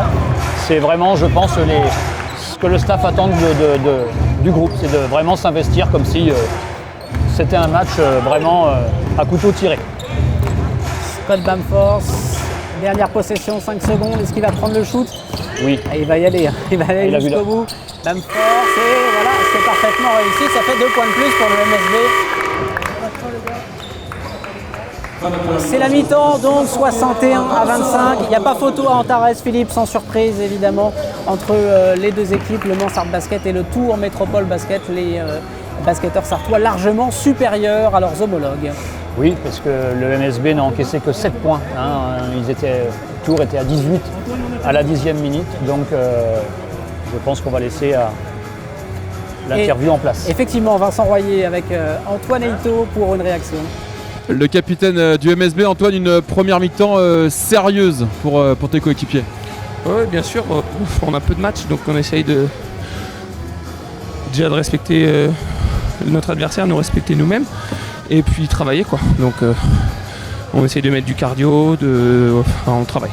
Tu parles de respect de l'adversaire, il va aussi falloir le respecter pendant la deuxième mi-temps en jouant toutes les possessions et en lâchant pas trop les choses. Oui, de la même manière, faudra le faire aussi, et puis voilà, mais après il faut plus se focaliser sur nous, essayer de travailler des choses, mettre des choses en place, relancer, être fatigué en fait, à la fin du match il faut arriver, même si c'est contre une nationale 1, individuellement, être fatigué en fait. Donc s'il faut presser tout terrain, à chaque minute où tu es sur le terrain tu le fais, enfin voilà, travailler ton cardio, trouver un moyen à travers ce match de pouvoir travailler et être prêt pour une future reprise avec un Excusez-moi, G-Elite. et vous On m'entendez? te laisse te reposer, à tout à l'heure.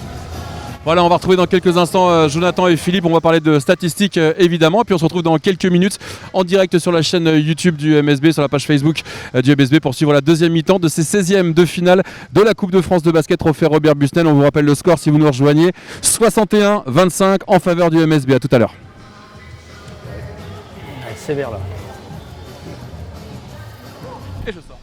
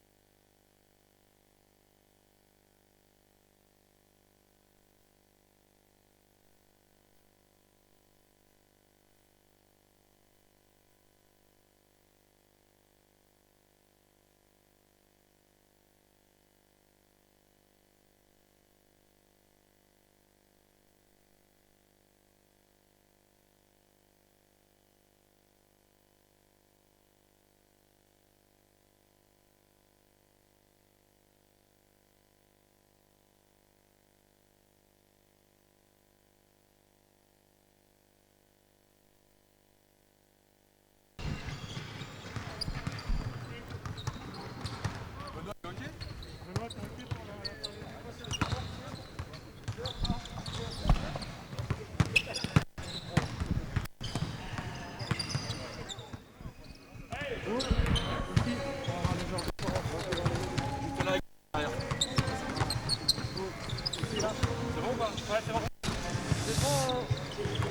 4 minutes 48 avant le début de la deuxième mi-temps de cette 16e de finale de la Coupe de France, Robert Busnel ici à Antares.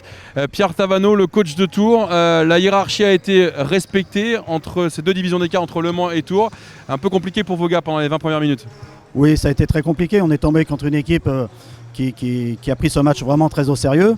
On l'a vu, hein, ils dominent dans tous les secteurs. En défense, ils nous mettent beaucoup de pression et nous, on a du mal à évoluer. On perd des ballons et on n'arrive même pas à trouver des shoots ouverts.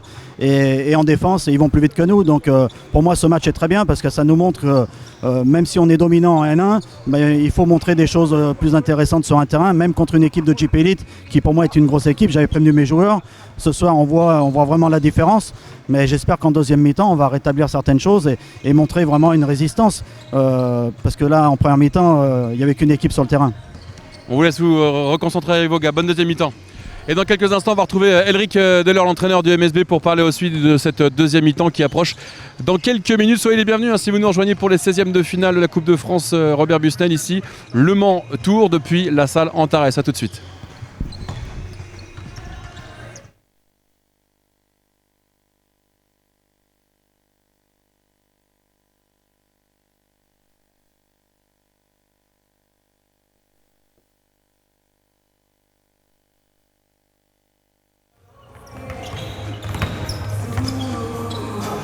A priori,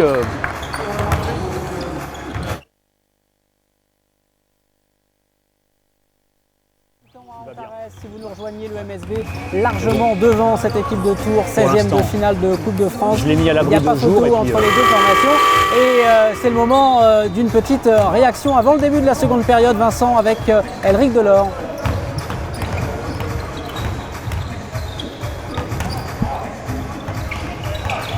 2 minutes 45 avant le début de la deuxième mi-temps. Elric Delors, l'entraîneur du MSB, nous rejoint quelques instants. Il va falloir respecter votre adversaire, Elric, pendant la deuxième mi-temps. 20 minutes à jouer encore, à jouer toutes les possessions et à pas trop relâcher les choses. Non, on a montré en première mi-temps, je pense qu'on était sérieux dans l'investissement et qu'on respectait cette équipe. L'idée pour nous, c'est de continuer en partageant le temps de jeu, bien évidemment, mais c'est de continuer à jouer sérieusement parce que si on se met à pas être sérieux, ça nous blessera plus à nous qu'à l'adversaire. Donc pour nous, il faut continuer à jouer ensemble. Avec l'écart qu'il y a à l'heure actuelle, 61-25, est-ce que vous allez faire tourner un petit peu plus l'effectif? Ouais, déjà, il a pas mal tourné. Mais oui, après l'idée c'est de faire en sorte que tout le monde ait à peu près le même temps de jeu. Voilà, si ça se passe bien, je mettrai Jacques aussi. Voilà. Je vous laisse sur le banc, Elric. Bonne deuxième mi-temps. Et puis dans quelques instants, on va retrouver Philippe Desnaux, l'entraîneur et le responsable du centre de formation du MSB. Et puis Jonathan Latter de Sweet FM pour parler statistiques et puis pour nous présenter ce qui va se passer tout simplement dans quelques instants sur le parquet d'Antares.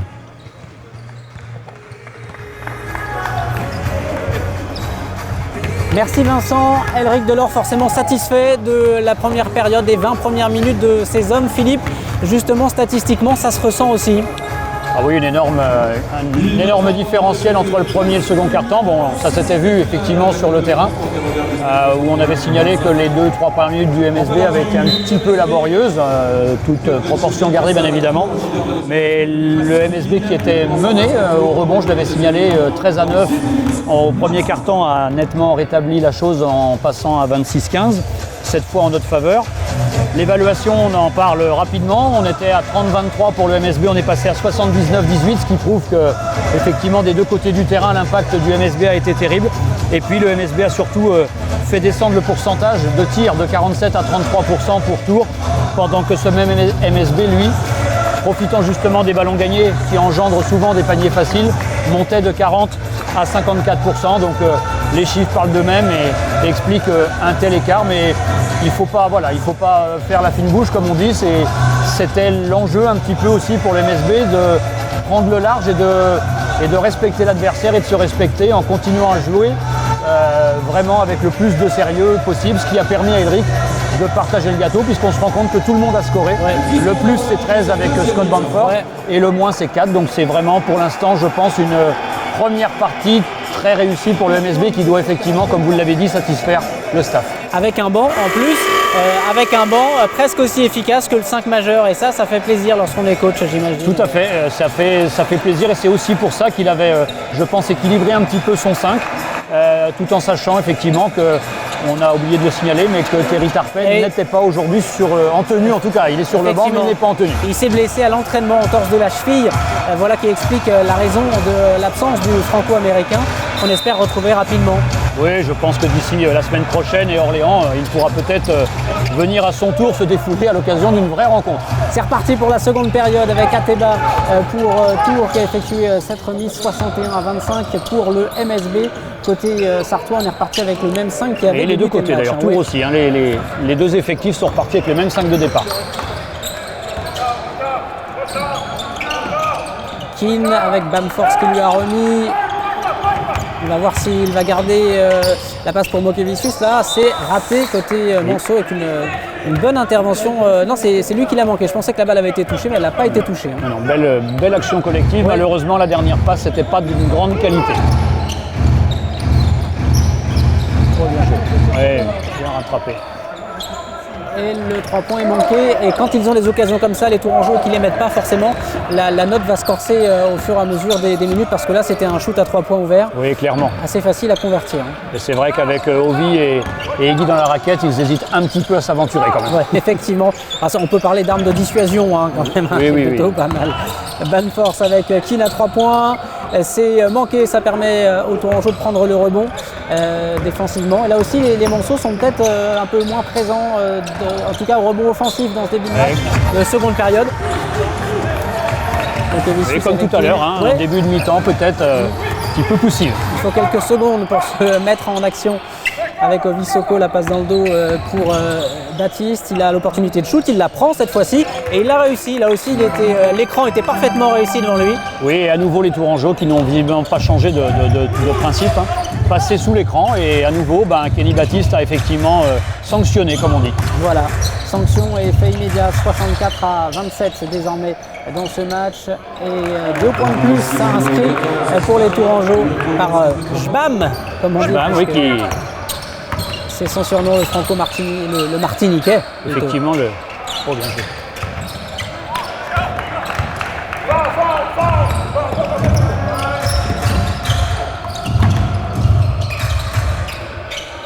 Belle attaque de Tourangeau, ouais. Ça va être court, et je m'en doutais. C'est court, il n'y avait pas de défense là, belle attaque. Clairement. Ouais. Oui, et puis je crois que Crayon a décidé de jouer son va-tout, il l'a remis dans le 5 et il se dit que tant qu'à faire, vaut mieux se donner. Et du coup, je pense que la liaison Crayon-Jean-Baptiste Adolphe va peut-être poser quelques petits soucis au Monceau. Elle fonctionne bien jusqu'à quand? Parce qu'une faute supplémentaire, et effectivement, ce sera la fin du match pour Michael Crayon, l'américain de cette équipe de Tours. C'est justement lui qui est en possession de la balle désormais.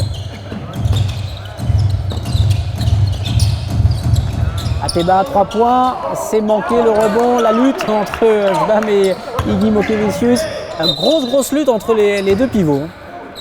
Et Iggy d'ailleurs est resté au sol. Faute technique, oui, à Iggy pour ce qu'on appelle le flopping, hein, qui d'après l'arbitre s'est laissé tomber volontairement pour faire siffler une faute à Jbam, et dans ce cas-là l'arbitre peut estimer que c'est intentionnel et donc donner ce qu'on appelle une faute pour flopping, une faute technique.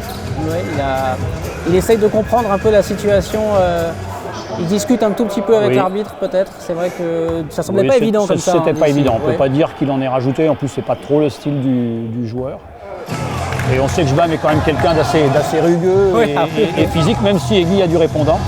Mais je pense qu'il y avait, eu 50-50 et qu'un no-call, comme on dit, c'est-à-dire ne pas siffler, aurait pu être aussi une bonne solution. Par contre, oui, c'est bien ce qui me semblait, qu'on n'était que 4, que Keane a dû prendre un coup. Il sort en se tenant la serviette sur l'œil et Antoinetto va donc faire son entrée. Il a pris un coup dans le visage, le Canadien du MSB. Il a la serviette, on va voir si c'est... En tout cas, c'est qu'un coup. Hein, donc, oui, je pense pas que ce soit bien méchant. Voilà, et retour sur le parquet d'Antoinetto, sollicité immédiatement, donc il n'a pas pu la défensivement. Un petit peu naïf sur la touche, en ligne de fond, et on prend un panier quand même qu'on doit éviter. Antoinetto qui a scoré qu'à une reprise, hein, un seul panier à lancer franc inscrit jusqu'à présent. Bamforce à 3 points, c'est réussi une nouvelle fois par Scott Bamforce, désormais auteur de 16 points ce soir. L'UMSB qui mène 67-31 face à Tours.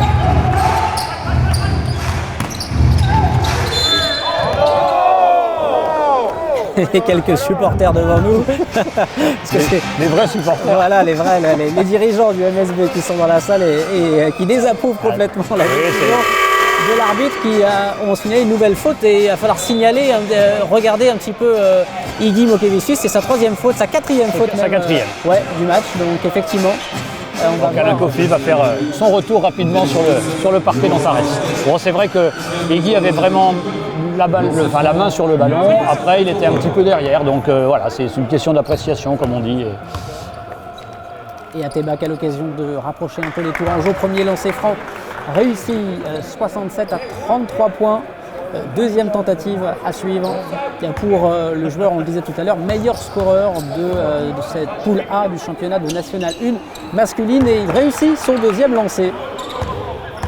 Oui, un garçon qui a fait une bonne partie de sa carrière sur Hier-Toulon et Fos-sur-Mer, donc dans le sud de la France, avant de vadrouiller sur Souffel, il me semble, et de revenir du côté de Tours.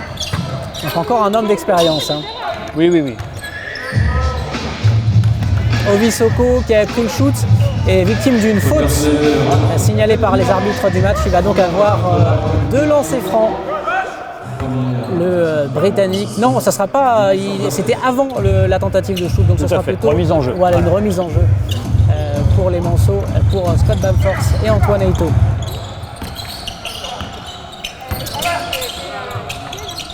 Allez, Kenny Baptiste à 3 points, il faut le prendre celui-ci. Oui. Il a un tout petit peu hésité peut-être. Et bon repli des Manceaux, hein. Bon repli parce que la balle était montée très vite, mais on ne s'est pas laissé surprendre. Et l'Américain qui essaye de jouer des coudes un petit peu. Il ne faut pas que les Manceaux se perdent un petit peu dans l'arbitrage. Jovier est en train de contester la faute qui lui est sifflée sur Tryon, mais je pense qu'il faut aller au-delà. Et je pense que Scott Bamforth, dont on connaît les qualités de leadership aussi dans cette équipe, est en train de réunir son groupe et sans doute leur dire qu'il faut mieux se concentrer sur notre jeu que sur l'arbitrage. Ce serait dommage de gâcher effectivement les minutes qui leur sont offertes ce soir. Je pense que c'est pas leur rôle, on va laisser le staff technique gérer ça. Effectivement, et le fait qu'on soit à huis clos, on a entendu justement Ovi Soko s'énerver un tout petit peu. Voilà, raison de plus pour pas trop la ramener, ce serait dommage de se faire éliminer sur des fautes techniques. Allez, une nouvelle fois le ballon dans la raquette, Kenny Baptiste qui en reculant réussit parfaitement son shoot, il ajoute 2 points de plus. Qui lui met bien à profit le temps de jeu que lui offre le staff ce soir. Des deux côtés du terrain, il est en mission défensive sur Ateba, mais il est aussi très présent sur l'aspect offensif. Je pense qu'il est en train de bien profiter du temps de jeu qui lui est crédité. Antoine Eito entre 2 joueurs. Et encore lui d'ailleurs. Voilà, Kenny Baptiste qui tout seul va y aller. Cette fois-ci, il n'hésite pas à dunker. Et ça fait 2 points de plus, quelques applaudissements. Effectivement, ce soir, il a l'occasion de se montrer. Et bien, il réussit. Et entre grosse défense d'Antoine Eito une nouvelle fois. Ouais, c'est pas toujours simple quand on est un jeune joueur d'être capable de faire la différence entre utiliser et profiter du temps de jeu qu'on nous donne. Et c'est vrai qu'il pourrait être juste content de jouer et dans ce cas-là, au risque de passer un petit peu à côté. Et là, il est très très concentré, très appliqué. Du coup, il est très efficace et montre qu'effectivement, contre des équipes d'un cran en dessous, il est dominant. Parce que clairement, il est dominant ce soir. Et ce soir, effectivement, il réussit un très bon match, et autant défensivement qu'offensivement. Le shoot à 3 points Tourangeau, ça touche et ça ressort. Et Scott Bamforth est là au rebond défensif. Bamforth toujours, il est aidé par l'écran d'Alain Kofi, il est dans la raquette maintenant, il préfère s'en ressortir, shooter à 3 points. Et voilà, Scott Bamforth qui ajoute 3 points de plus dans son escarcelle ce soir. 19 points, 74 à 35 à Antares.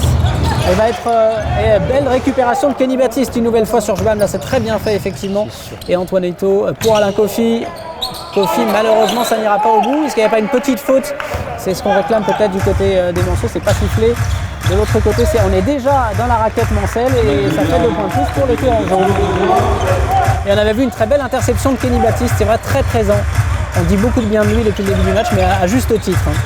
Ouais, il a une envergure de bras qui lui permet, comme Alain Kofi d'ailleurs, des envergures de bras qui leur permettent d'avoir une présence défensive assez impressionnante.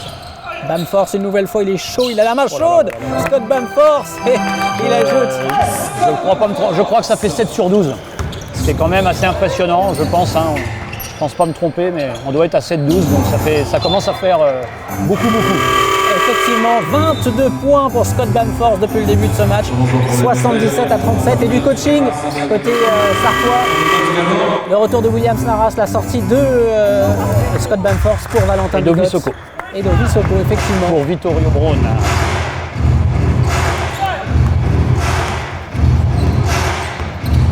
Et plus 40 au score. Finalement, il n'y a que Jacques Eyoum qui pour l'instant n'a pas pris part à la fête. On va voir s'il aura un petit peu de temps de jeu d'ici la fin du match. Kofi, bien servi par Eito. Malheureusement, c'est manqué. Ça fait 2 de suite manqué comme ça un peu facilement par Alain Kofi. Et avec un Antoine Eito qui effectivement n'a pas beaucoup scoré ni shooté d'ailleurs, mais par contre défensivement très investi. Je pense qu'il donne le ton et c'est bien. Joli dunk du jeune d'Argenton. Effectivement. Ah, il est carrément monté sur. Oui, le jeune Martiniquais a montré qu'il avait des qualités athlétiques lui aussi. Clairement, c'est ce qu'on a vu. Voilà Antoine Eito avec Williams Narras qui lui aussi profite d'un peu de temps de jeu ce soir pour se montrer. Eito aidé par l'écran de Kofi, comme depuis le début du match, il prend le shoot, c'est un peu court. Voilà, et à nouveau le jeu rapide qui revient avec le jeune d'Argenton qui effectivement est déjà sur le poste bas. Voilà, bon renversement de jeu. Ah dommage. Belle attaque en tout cas des Tourangeaux. C'est bien fait, c'est pas récompensé, mais c'est vrai qu'en 1 contre 1, il avait facilement effacé Williams Narras. Antoine Eito. Oh là là, ouais, est-ce qu'il n'y a pas eu retour en zone limite, on va dire. Ils n'ont pas de chance quand même les Tourangeaux parce qu'ils voient sortir Scott Bamford, ils voient revenir sur le parquet Valentin Bigot qui aussi ce soir est plutôt à l'aise à 3 points. Bon, on est là, Vittorio Braun, voilà, et d'argent. Ouh là là, le jeune Alexis d'Argenton qui était seul devant. Je pense parti un peu vite quand même. On ne va pas incriminer le repli défensif du MSB. Je crois que lui est parti limite en jeu. Effectivement, c'est ça. Alexis d'Argenton qui a la particularité d'avoir fait sa formation aux États-Unis, en NCAA. 4 années avant de revenir en France. Originaire de Fort-de-France comme Jbam d'ailleurs. Ah oui. Ça rappelle pour le MSB Willy Eguete qui avait fait également une partie de sa formation aux États-Unis. Oui, alors dans une grosse fac lui. Voilà. Et ceci étant, le jeune d'Argenton était quand même à Utah State, qui est quand même une université reconnue, peut-être pas autant que celle fréquentée par notre ami Willy Eguete. Il fait les beaux jours de Monaco désormais. Oui, c'est devenu un joueur important. Très important. Comme le disait notre directeur sportif récemment, il y a 2 équipes de Monaco quand il est sur le terrain ou quand il ne l'est pas. C'est tout un joli compliment en tout cas. Effectivement, Vincent Loriot qui complimente le shoot à 3 points de Valentin Bigot. On disait qu'il était chaud, Valentin Bigot, et il le confirme. 12 points désormais pour Bigot ce soir. Je pense que l'addition de Scott et de Valentin, Bamford et Bigot va être assez impressionnante sur le pourcentage à 3 points. Voilà, le tandem Bamford-Bigot, là il y a une belle faute là. Il reste au sol, même si ça a l'air d'aller. Voilà, il est relevé par un de ses coéquipiers. Faute de Valentin Bigot sur le repli défensif. Et on regardera précisément l'adresse de Valentin Bigot, mais il ne doit pas être loin des 100% lorsqu'il a pris les shoots à 3 points. Ouais, je pense qu'il est à 3-3. Je pense qu'il est à 3 sur 3 ou 4 sur 4 même. Parce qu'il a 12 points.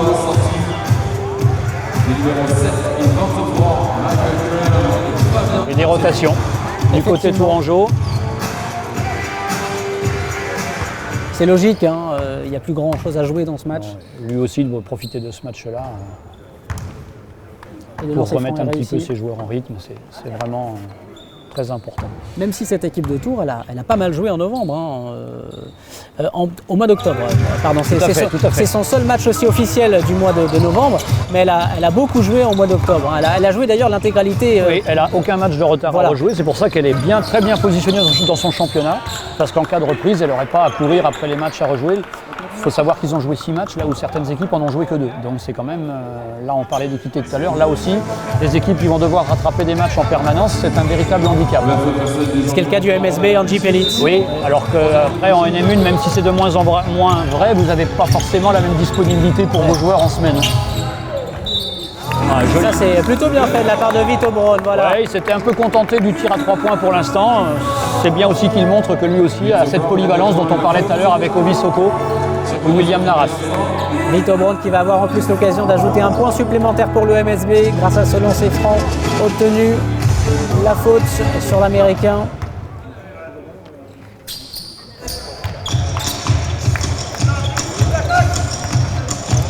Vito Braun, dont Vincent Loriot nous confiait il y a peu, qui n'était pas forcément une cible de recrutement au départ pour le MSB. Hein. C'est en visionnant les images d'un autre joueur de la même équipe de Vito Braun, qu'Elric Delors et Vincent Loriot, chacun à distance, confinement et contexte sanitaire oblige, ont repéré Vito Braun et se sont dit finalement, est-ce que c'est pas ce joueur-là qui nous intéresse? Oui. Garçon lui formé à Wisconsin aussi, passé par la NCAA avant d'aller dans la Ligue de développement de la NBA. Donc un beau CV pour un joueur effectivement un petit peu atypique et dont le profil, comme vous le signaliez tout à l'heure, correspond de plus en plus à ce qu'on voit dans le basket français et européen. Il a pu se faire mal au coude là, il se tient un peu le poignet, ça a l'air d'aller, tant mieux, mais effectivement là, la passe était bien trop courte pour gêner véritablement la défense mancelle. Il reste 1 minute 4 dans ce troisième quart-temps de ce 16e de finale de Coupe de France entre Le Mans Sardes Basket et Tours. On vous avait parlé de la victoire d'Ourangelle face à Pau en 64e de finale de cette équipe qui pouvait créer la surprise, qui pouvait rivaliser avec les formations de Crevée. Bien ce soir, les Manceaux sont sérieux, appliqués depuis les premières minutes et largement devant. Donc ils ne l'ont pas du tout, ils n'ont jamais douté dans ce match véritablement, hormis peut-être dans les 2 premières minutes où les Tourangeaux ont pris des rebonds, plus de rebonds, mais derrière ça fait le travail et ça répond largement présent. Tout à fait. Au lancer Franquine. Et voilà, pour ajouter un point de plus, il est réussi ce lancer franc. Et on applaudit du côté du staff, ça s'entend bien. Du coup. Oui, ils le font tout le temps, mais non, voilà, c'est vrai, c'est la différence avec d'habitude. Effectivement, on entend tout ce qui se dit, tout ce qui se passe ici dans cette salle Antares. La dernière minute de ce troisième quart-temps et la possession est Tourangelle. Valentin Bigotte qui défend Williams Naras désormais. Il reste 12 secondes sur cette possession. Belle défense du MSB, proposée sur pourtant un beau mouvement offensif de Tours, mais le MSB n'a rien lâché et gagne la balle. Bien récompensé de son effort collectif défensif. Effectivement, les Manceaux vont récupérer la balle avec Valentin Bigotte. Oula, oui, tout seul. Et Vito Braun bien trouvé, il rentre dans la raquette. Braun, il a la solution, il préfère aller tout seul et il va obtenir, comme tout à l'heure, le panier, plus la faute. Battu le jeune Alexis d'Argenton assez facilement 2 fois de suite en 1 contre 1.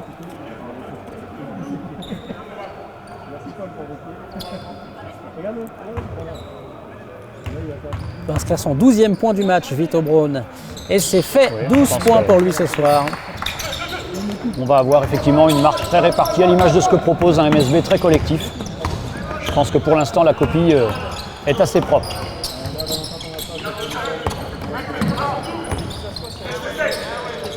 Très bon mouvement, effectivement. Et je pense que Vito s'est un petit peu endormi. Enfin, j'ai pas vu toute l'action défensive. Je ne sais pas si c'est le seul à incriminer, mais en tout cas, on l'a entendu râler après lui.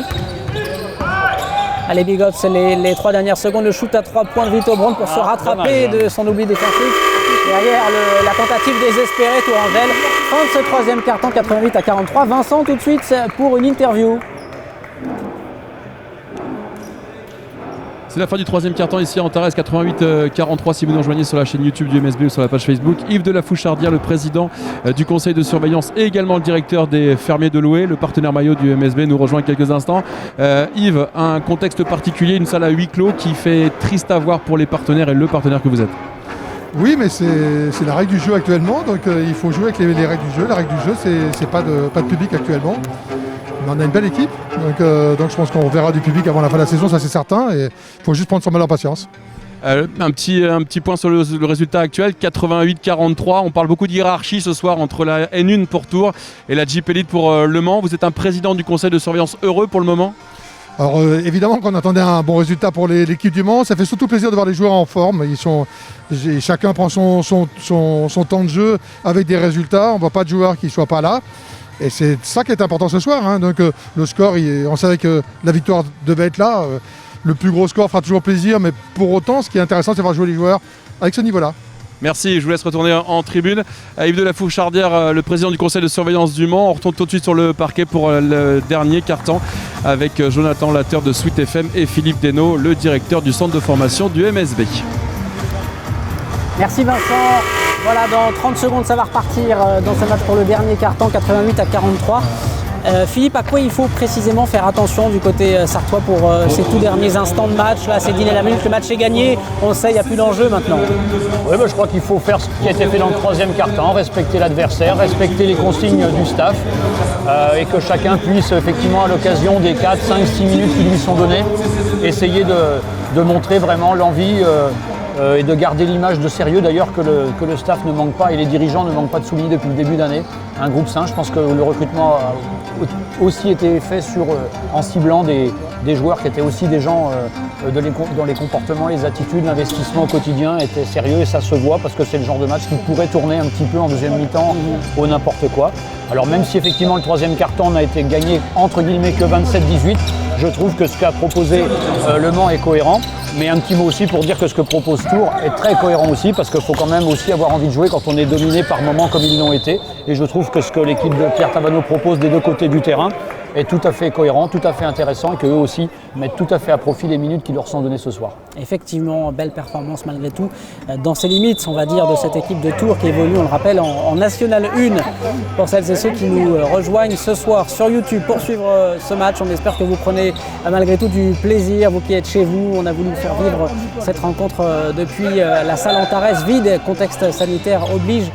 Bien évidemment, allez, la remise Mancel, il y avait une faute tout à l'heure sur Alain Coffy.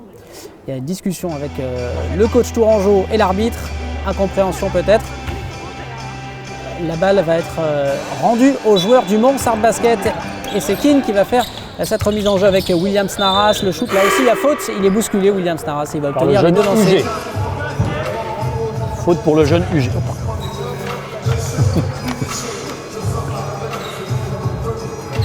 Williams Narras pour le MSB ajouté 2 points supplémentaires. Narras auteur de 4 points depuis le début du match. Et c'est un peu court pour Williams. Ça ne rentre pas.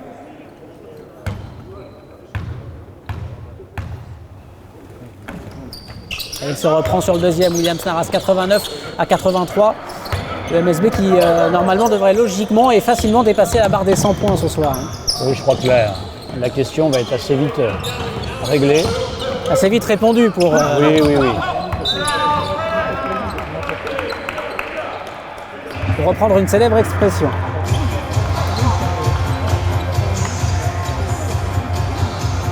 Allez, UG pour effectuer cette remise en jeu pour l'équipe de Tours et tenter d'aller réduire la marque des Tourangeaux. Ça touche le pied de Williams Narras, c'est récupéré, il a laissé l'avantage l'arbitre et Bam qui inscrit 2 points de plus. Oui, sur une belle passe du jeune Chambre, formé au centre de formation d'Orléans pendant 2 années où il a évolué en National 3 et qui se trouve à grimper de 2 niveaux avec une certaine réussite en tout cas sur ce qu'il propose ce soir. Alors, ce qui est bien avec vous, Philippe, c'est que vous connaissez le centre de formation de tous les jeunes joueurs français, enfin tous les prospects. Hein. On connaît quelques-uns, on va dire, oui. Allez, les tours. Il y a eu un beau 3 points de Victor Brown en attendant et c'est reparti. La belle interception de Keane, justement. Ouais, bel investissement qui défensivement ne lâche pas. Bigot à 3 points. Il a été un petit peu gêné dans son shoot, mais rebond offensif de Williams Narras et Victor Brown qui ne parvient pas à conclure. D'ailleurs, Bigot avait suivi malheureusement. Ça ne fera pas de points supplémentaires dans l'escarcelle. Mancel et les Tourangeaux qui, une nouvelle fois, jouent vite vers l'avant. Bien Alain. Alain qui est passé devant. Bel effort défensif d'Alain Coffy. Ouais. Et belle relance de Keane, vers Keane, pardon. Et Coffy qui a bien suivi l'action, mais malheureusement qui ne parvient pas à conclure. Et là, Bigot.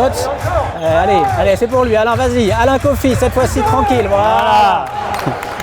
Il en sourit. Lui-même, effectivement. Un peu malheureux sur ces dernières actions tentatives. Alain Coffy récompensé cette fois. Il a même hésité un tout petit peu, j'ai l'impression, avant de prendre le shoot. Et Kazami Keane qui, une fois, a parfaitement lu le jeu. Ça fait deux ballons un ballon intercepté, un ballon dévié, ce qui montre qu'effectivement les Manceaux se préoccupent peu du score et continuent à s'investir et respecter les consignes de nos coachs, ce qui est plutôt révèle un bel état d'esprit. Oui, et ce qui va satisfaire surtout, je pense, Elric Delors, qui leur a demandé à la mi-temps dans les vestiaires de ne pas relâcher, de ne pas baisser de rythme jusqu'à la fin. Tout à fait. Et le jeune Jacques Eyoum qui a fait son entrée. Voilà, on se demandait s'il allait participer à la fête lui aussi. Eh bien, c'est fait. Et il va avoir un peu de temps de jeu sans doute. C'est l'occasion de se montrer. C'est normal. Belle récompense pour lui qui au quotidien complète l'effectif et s'entraîne avec les pros au quotidien, qui joue effectivement en espoir, qui devrait jouer en espoir si le championnat existait encore, et qui va trouver là quelques minutes aussi pour montrer un petit peu ce dont il est capable. Et il réalise de très belles perfs en espoir avec le MSB. Belle passe d'ailleurs. Ouais, Mogevicius. Très belle passe de Jacques d'ailleurs, belle entrée en matière. Ça va le mettre en confiance. Oui, puis comme pour Kenny, qui se met dans la tête de ne pas être là simplement d'être content d'être là, mais de montrer qu'il est capable de jouer, parce que si ce n'est pas encore un joueur de proie, en tout cas en NM1, il doit être capable de montrer des choses. Lequel de ces jeunes joueurs, Philippe, on va suivre l'action, peut-être le shoot à 3 points, manqué, le bon rebond de Vitor Braun, lequel des joueurs actuellement, de ces jeunes joueurs du MSB, vous voyez le plus évoluer à haut niveau dans les prochains mois, prochaines années? Vraiment sur la proie, c'est pas simple de le dire, parce qu'on sait très bien qu'il y a toujours un petit passage, je dirais en termes d'engagement athlétique mais aussi mental. Kenny par exemple, Kenny Baptiste est un exemple de joueur qui aurait, je pense, pu arriver sur la proie plus rapidement, mais qui peut-être dans son immaturité physique et peut-être parfois aussi dans sa démarche ne faisait pas ce qu'il fallait pour y arriver. Bon, il est passé par un autre chemin, il y arrive, c'est tout à son honneur aussi, et c'est un autre chemin qui permet d'y arriver, la preuve. Le MSB qui s'amuse avec 3 points supplémentaires de Keane, 99 à 45 en faveur du Mans, Sardes Basket. Vous parliez effectivement de besoin de s'aguerrir ailleurs, on pense à Mathieu Gauzin dont on imaginait bien qu'il aurait pu lui aussi faire sa place en JP Elite assez rapidement. Il a du temps de jeu pour l'instant, mais il fallait qu'il quitte Le Mans pour avoir exactement ce qu'a fait Kenny, et c'est peut-être la réponse à votre question tout à l'heure. Peut-être que le prochain d'ailleurs ce sera Mathieu Gauzin.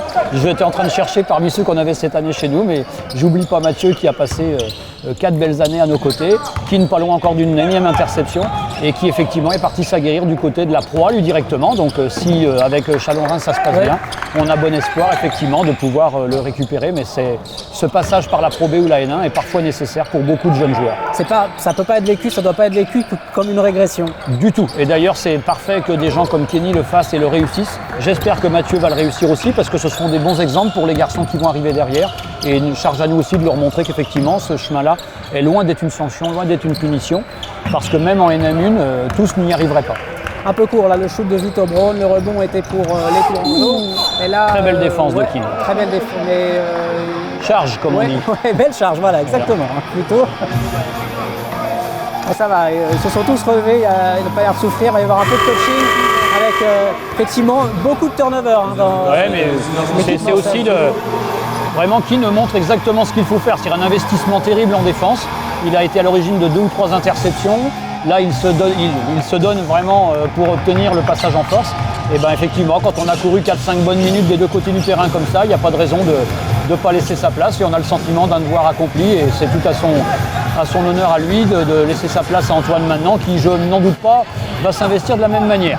Même si c'est la modeste équipe de Tours en face que nous montrent les Manceaux, ce soir c'est plutôt intéressant dans l'investissement défensif notamment, et ça laisse d'autant plus de regrets avec cette saison un peu spéciale et l'effectif à disposition d'Elric Delors, parce qu'ils ont les moyens véritablement de jouer les troubles faits en JP Elite cette saison. Clairement, on avait une belle équipe. Je pense que dès les matchs de préparation, ça s'est senti, et les matchs de championnat l'ont confirmé. Et c'est vrai qu'il y a forcément un petit goût d'amertume, parce qu'on a effectivement une équipe qui paraît très très sympathique à voir évoluer cette année. Exactement. Avec des forces intérieures, des forces extérieures, et un groupe qui s'investit des deux côtés du terrain. Donc ça aurait été. J'espère qu'effectivement on aura très vite l'occasion de les voir en proie. Voilà, on ne parle pas encore au passé, parce que non, la saison va sans doute reprendre, mais on espère le plus vite possible.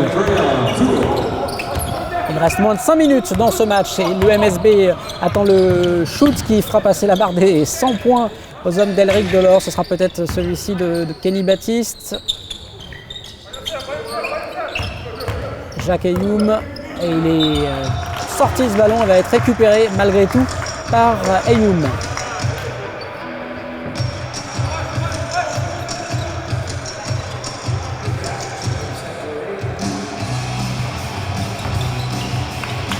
C'est Antoine Eto'o qui effectue cette remise en jeu. Il a une faute effectivement de commise sur le capitaine des Tangos. Et ça sera une nouvelle remise. Voilà, ce qui va nous permettre de récupérer 14 secondes. Ouais. On en avait plus que 3 dans cette dernière possession et la faute faite par le jeune Alexis Argenton va nous permettre de bénéficier de 14 secondes et donc de pouvoir être un petit peu plus serein sur la remise en jeu. Et il y a eu un remplacement, la sortie de Kenny Baptiste et l'entrée de William Snaras pour peut-être les 4 dernières minutes de ce match. Antoine Eto'o, il peut prendre le shoot. Hein, Antoine, il n'a pas pris le shoot, c'est dommage. Iki Mogavicius, William Snaras à la conclusion. C'est Jacques Ayoum, pardon. Oui, voilà. Un bon mouvement intérieur avec un joli, ce qu'on appelle un jeu sans ballon. Hein. Ça, c'est quelque chose, notamment, on parlait des jeunes joueurs tout à l'heure, qu'on a du mal des fois à leur faire comprendre et faire évoluer leur jeu là-dedans. Le jeu sans ballon de Jacques lui a permis effectivement de se voir offrir une belle passe par Iggy. C'est l'appel qui a déclenché la passe. Tout à fait. Voilà, tout simplement. Et non pas l'inverse. Et pas l'inverse. C'est plus problématique lorsque c'est l'inverse. Et Jacques Ayoum en plus a réussi son lancer franc et ça fait désormais 102 points pour le MSB. Et donc tout le monde aura participé effectivement à la marque. Effectivement, ça c'est plutôt bien et c'est signe de l'investissement de l'équipe dont on parlait il y a quelques secondes de cela. Voilà, du respect du projet collectif et c'est toujours intéressant.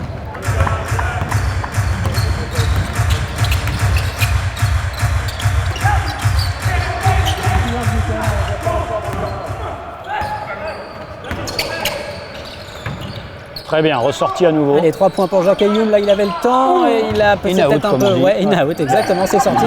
Il s'est peut-être un peu précipité. Il avait vraiment le temps. Mais encore une fois, une belle action collective. Hein. Le ballon était venu à l'intérieur, ressorti à la périphérie. C'est vraiment le genre d'action d'école. Et là aussi, une belle action pour les Tourangeaux, qui, comme on l'a dit tout à l'heure, eux aussi ne baissent pas les bras, eux aussi continuent à travailler. Et c'est vraiment ce qui permet d'ailleurs au MSB d'être obligé de continuer à lutter. C'est que dès qu'on se relâche un peu, on est sanctionné par cette équipe qui montre vraiment de belles choses. Et c'est pas étonnant de les voir si bien placés en N1. Et effectivement, leurs ambitions de montée sont tout à fait justifiées sur la prestation qu'ils nous proposent aujourd'hui. Ouais, vous les voyez l'année prochaine, s'ils continuent en tout cas sur ce rythme. Vous savez, ils ont battu Lorient chez eux, ils sont allés gagner à Angers de 15 points. C'est quand même des équipes qui ont évolué à l'étage du dessus à un moment donné. Donc c'est quand même des scores tout à fait révélateurs. Et la défaite à Rennes est en partie due à un calendrier un peu surchargé à ce moment-là entre la Coupe de France. Et sans cela, il serait peut-être un parcours parfait. Et en tout cas, c'est une équipe qui clairement va jouer le haut du tableau. Après, la montée, ce sera une autre chose. Parce qu'il y a aussi 2 poules, des playoffs et c'est pas si simple. Et au passage, Valentin Bigot a corsé l'addition avec 2 points supplémentaires pour le numéro 10 des Tangos. Et Bigot qui est déjà là justement, qui défend. Bonne aide défensive de Jacques d'ailleurs. Jacques Ayoum, mais voilà, balle gagnée. Valentin fait l'effort. Voilà, bel effort défensif. C'est intéressant parce que Tours ne désarme pas, même si effectivement le match est perdu, mais il joue collectivement, il joue sérieusement et oblige le MSB à défendre à 2 minutes 37 de la fin avec 54 points d'écart. Si on regarde que l'action et pas le score, on se dit qu'il y a une dizaine de points, pas plus, quoi. Je pense que les 2 coachs seront satisfaits de ce qui a été proposé par leurs effectifs. Voilà, même si Tours avait créé l'exploit face à Pau, je pense qu'ils ne venaient pas ce soir à Antares en se disant qu'ils allaient rééditer l'exploit de battre une formation de première division de Jeep Elite, parce que ça arrive véritablement assez rarement avec 2 divisions. Voilà, autant au foot, on voit effectivement une Coupe de France où les petits poussés gagnent assez, pas régulièrement, mais ça c'est des exploits à chaque fois, mais c'est assez courant. Dans le basket, avec 2 divisions, c'est rare, et c'est effectivement ce qu'a fait Tours, même si effectivement Pierre me disait que c'était un contexte. Ils ont été très bons ce soir-là, ils ont été dans une réussite assez incroyable. Et Pau effectivement était en déplacement, fatigué, avec des joueurs blessés, des Américains absents, mais enfin malgré tout, ça montrait déjà que cette équipe avait quelque chose. Et 2 points de plus, 2 lancers inscrits par William Snaras, 106-50 pour le MSB. Il reste 2 minutes avant la fin de ce 16e de finale et les Manceaux ont largement un pied et à 5 orteils, on peut y aller, ont leurs 2 pieds en 8e de finale de la compétition. Bigot avec William Snaras à 3 points. Malheureusement, ça ressort. Pour la faute. Il Il va immédiatement s'excuser, Antoine Eyto, excès d'engagement un petit peu. Mais il a envie, il le montre, c'est bien. Hein.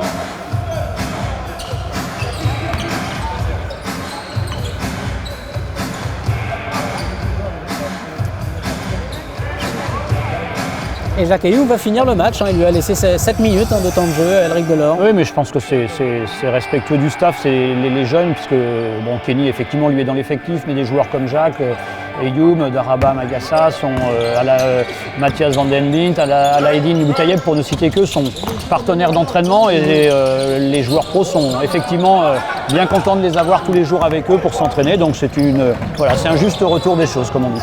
Et à la manière d'un volleyeur, Valentin Bigotte a intercepté la balle, ça a permis derrière à Antoine Eyto de repartir. Malheureusement, ça n'ira pas au bout, et toujours 106-50 pour le MSB.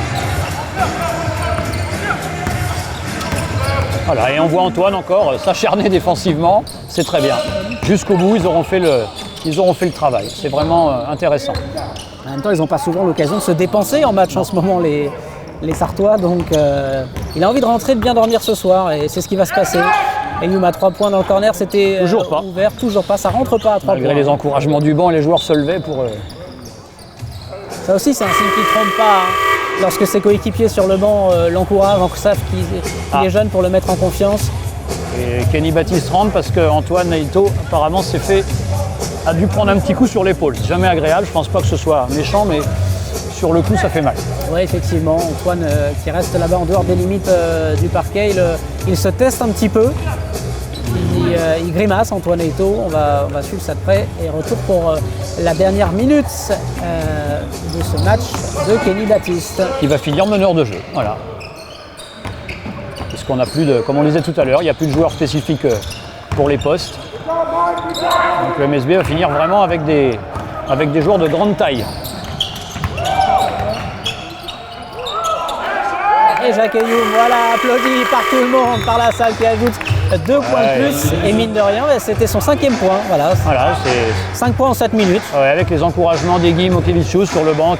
Là aussi, sur le banc, on voit bien l'état d'esprit des joueurs qui encouragent les jeunes, qui se lèvent alors qu'ils pourraient ne plus être concernés ni par les temps de jeu, ni par le score, mais encouragent les jeunes à faire le travail jusqu'au bout, c'est bien.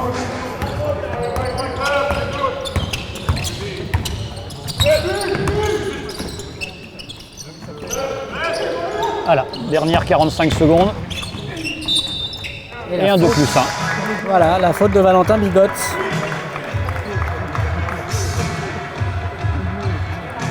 « 15e, 16e point pour le jeune. Enfin, le jeune, pas si jeune que ça d'ailleurs. Doumbia, qui va, je pense, être effectivement le meilleur scoreur de son équipe ce soir. Grâce à ses 3 points inscrits en début de match. Tout à fait.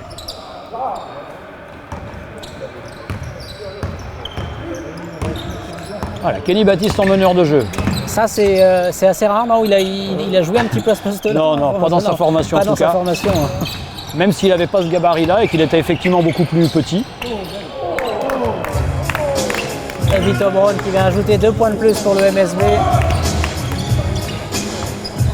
Voilà, une dernière action. Et vous voyez, contrairement à ce qu'on voit des fois en championnat, même la dernière attaque va être jouée. Voilà, et un de plus 1. Ce qui devrait donner une dernière possession aux joueurs d'Elric Delors qui mènent 110-52 face à Tours. Effectivement, avant cela, 54, pardon. Oui, non, parce qu'il n'avait pas. Ça n'était pas à jour. Voilà.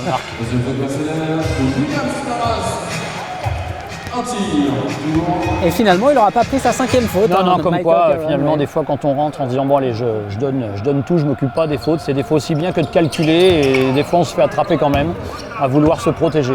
Et Kenny Baptiste, il a manqué son interception, là, il a rendu la balle au Tourangeau. Il n'y aura peut-être pas de dernière opportunité. Mais ça défend quand même jusqu'au bout, c'est bien.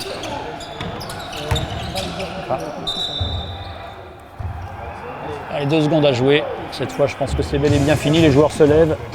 Oui, là, clairement, ça n'ira pas au bout. Je pense que le contrat va être rempli. Il faut le toucher, voilà, pour que le chrono se déclenche. Voilà, c'est terminé à Antares. Le MSB, un MSB sérieux, un MSB appliqué. Il n'y a pas eu photo, il n'y a pas eu match. Grâce à l'énergie déployée, autant défensivement, offensivement, ils ont été rigoureux, sérieux, avec beaucoup d'abnégation ce soir, les joueurs d'Elric Delors. Oui, je pense que le staff va être content de ce match-là. Je pense aussi qu'on le doit au sérieux de l'équipe tourangelle et on va pouvoir saluer aussi l'équipe de Pierre Tavano. Mais en tout cas, je pense que pour le MSB, belle mise en jambe. Et effectivement, on n'est pas tombé dans le piège. Il y avait un risque à jouer ce genre de match. Soit de le prendre à la légère et de se faire surprendre et de se faire un petit peu peur. Ça a été vite expédié. Et ensuite, d'être capable de maintenir l'intensité, maintenir le sérieux. Effectivement, on a assisté finalement à une rencontre plutôt plaisante. Et je pense que les deux équipes vont pouvoir regagner leur pédale, comme on dit, avec le sentiment du devoir accompli. Et côté Manceau, c'est Scott Bamforth qui finit meilleur marqueur de ce match avec 22 points. Oui.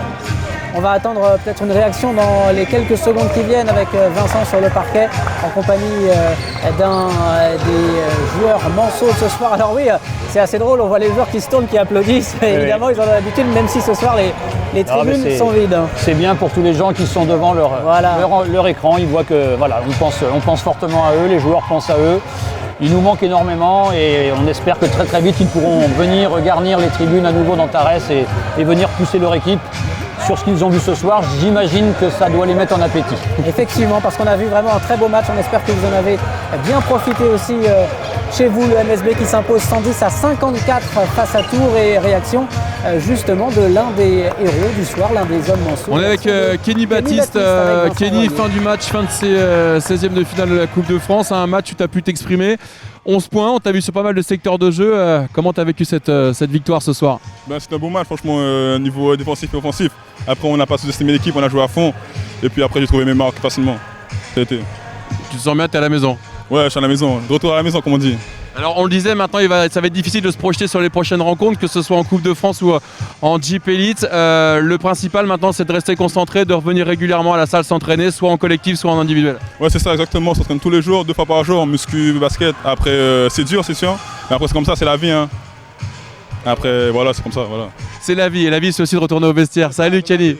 Merci. Kenny Baptiste du MSB, 110-54, victoire du MSB ce soir. 16e de finale de la Coupe de France, trophée Robert Busnel. Le MSB qui se qualifie donc pour les 8e de finale. On va retrouver certainement dans quelques instants Philippe Desnaux, directeur du centre de formation du MSB, et puis Jonathan Latter de Sweet FM, la radio officielle du MSB. Merci Vincent, merci pour cette réaction de Kenny Baptiste. Merci Philippe d'avoir été avec nous pour ce match. Merci à vous, en espérant qu'on aura fait plaisir à tout le monde. En espérant que vous ayez pris du plaisir derrière votre écran sur YouTube en nous suivant. Voilà le MSB qui est qualifié pour les 8e de finale de la Coupe de France, c'est l'information principale. Prochain match, ce sera en amical ici même à huis clos face à Orléans. Le MSB en tout cas à retenir qui s'impose donc 110-54. Bonne soirée à tous. À très bientôt.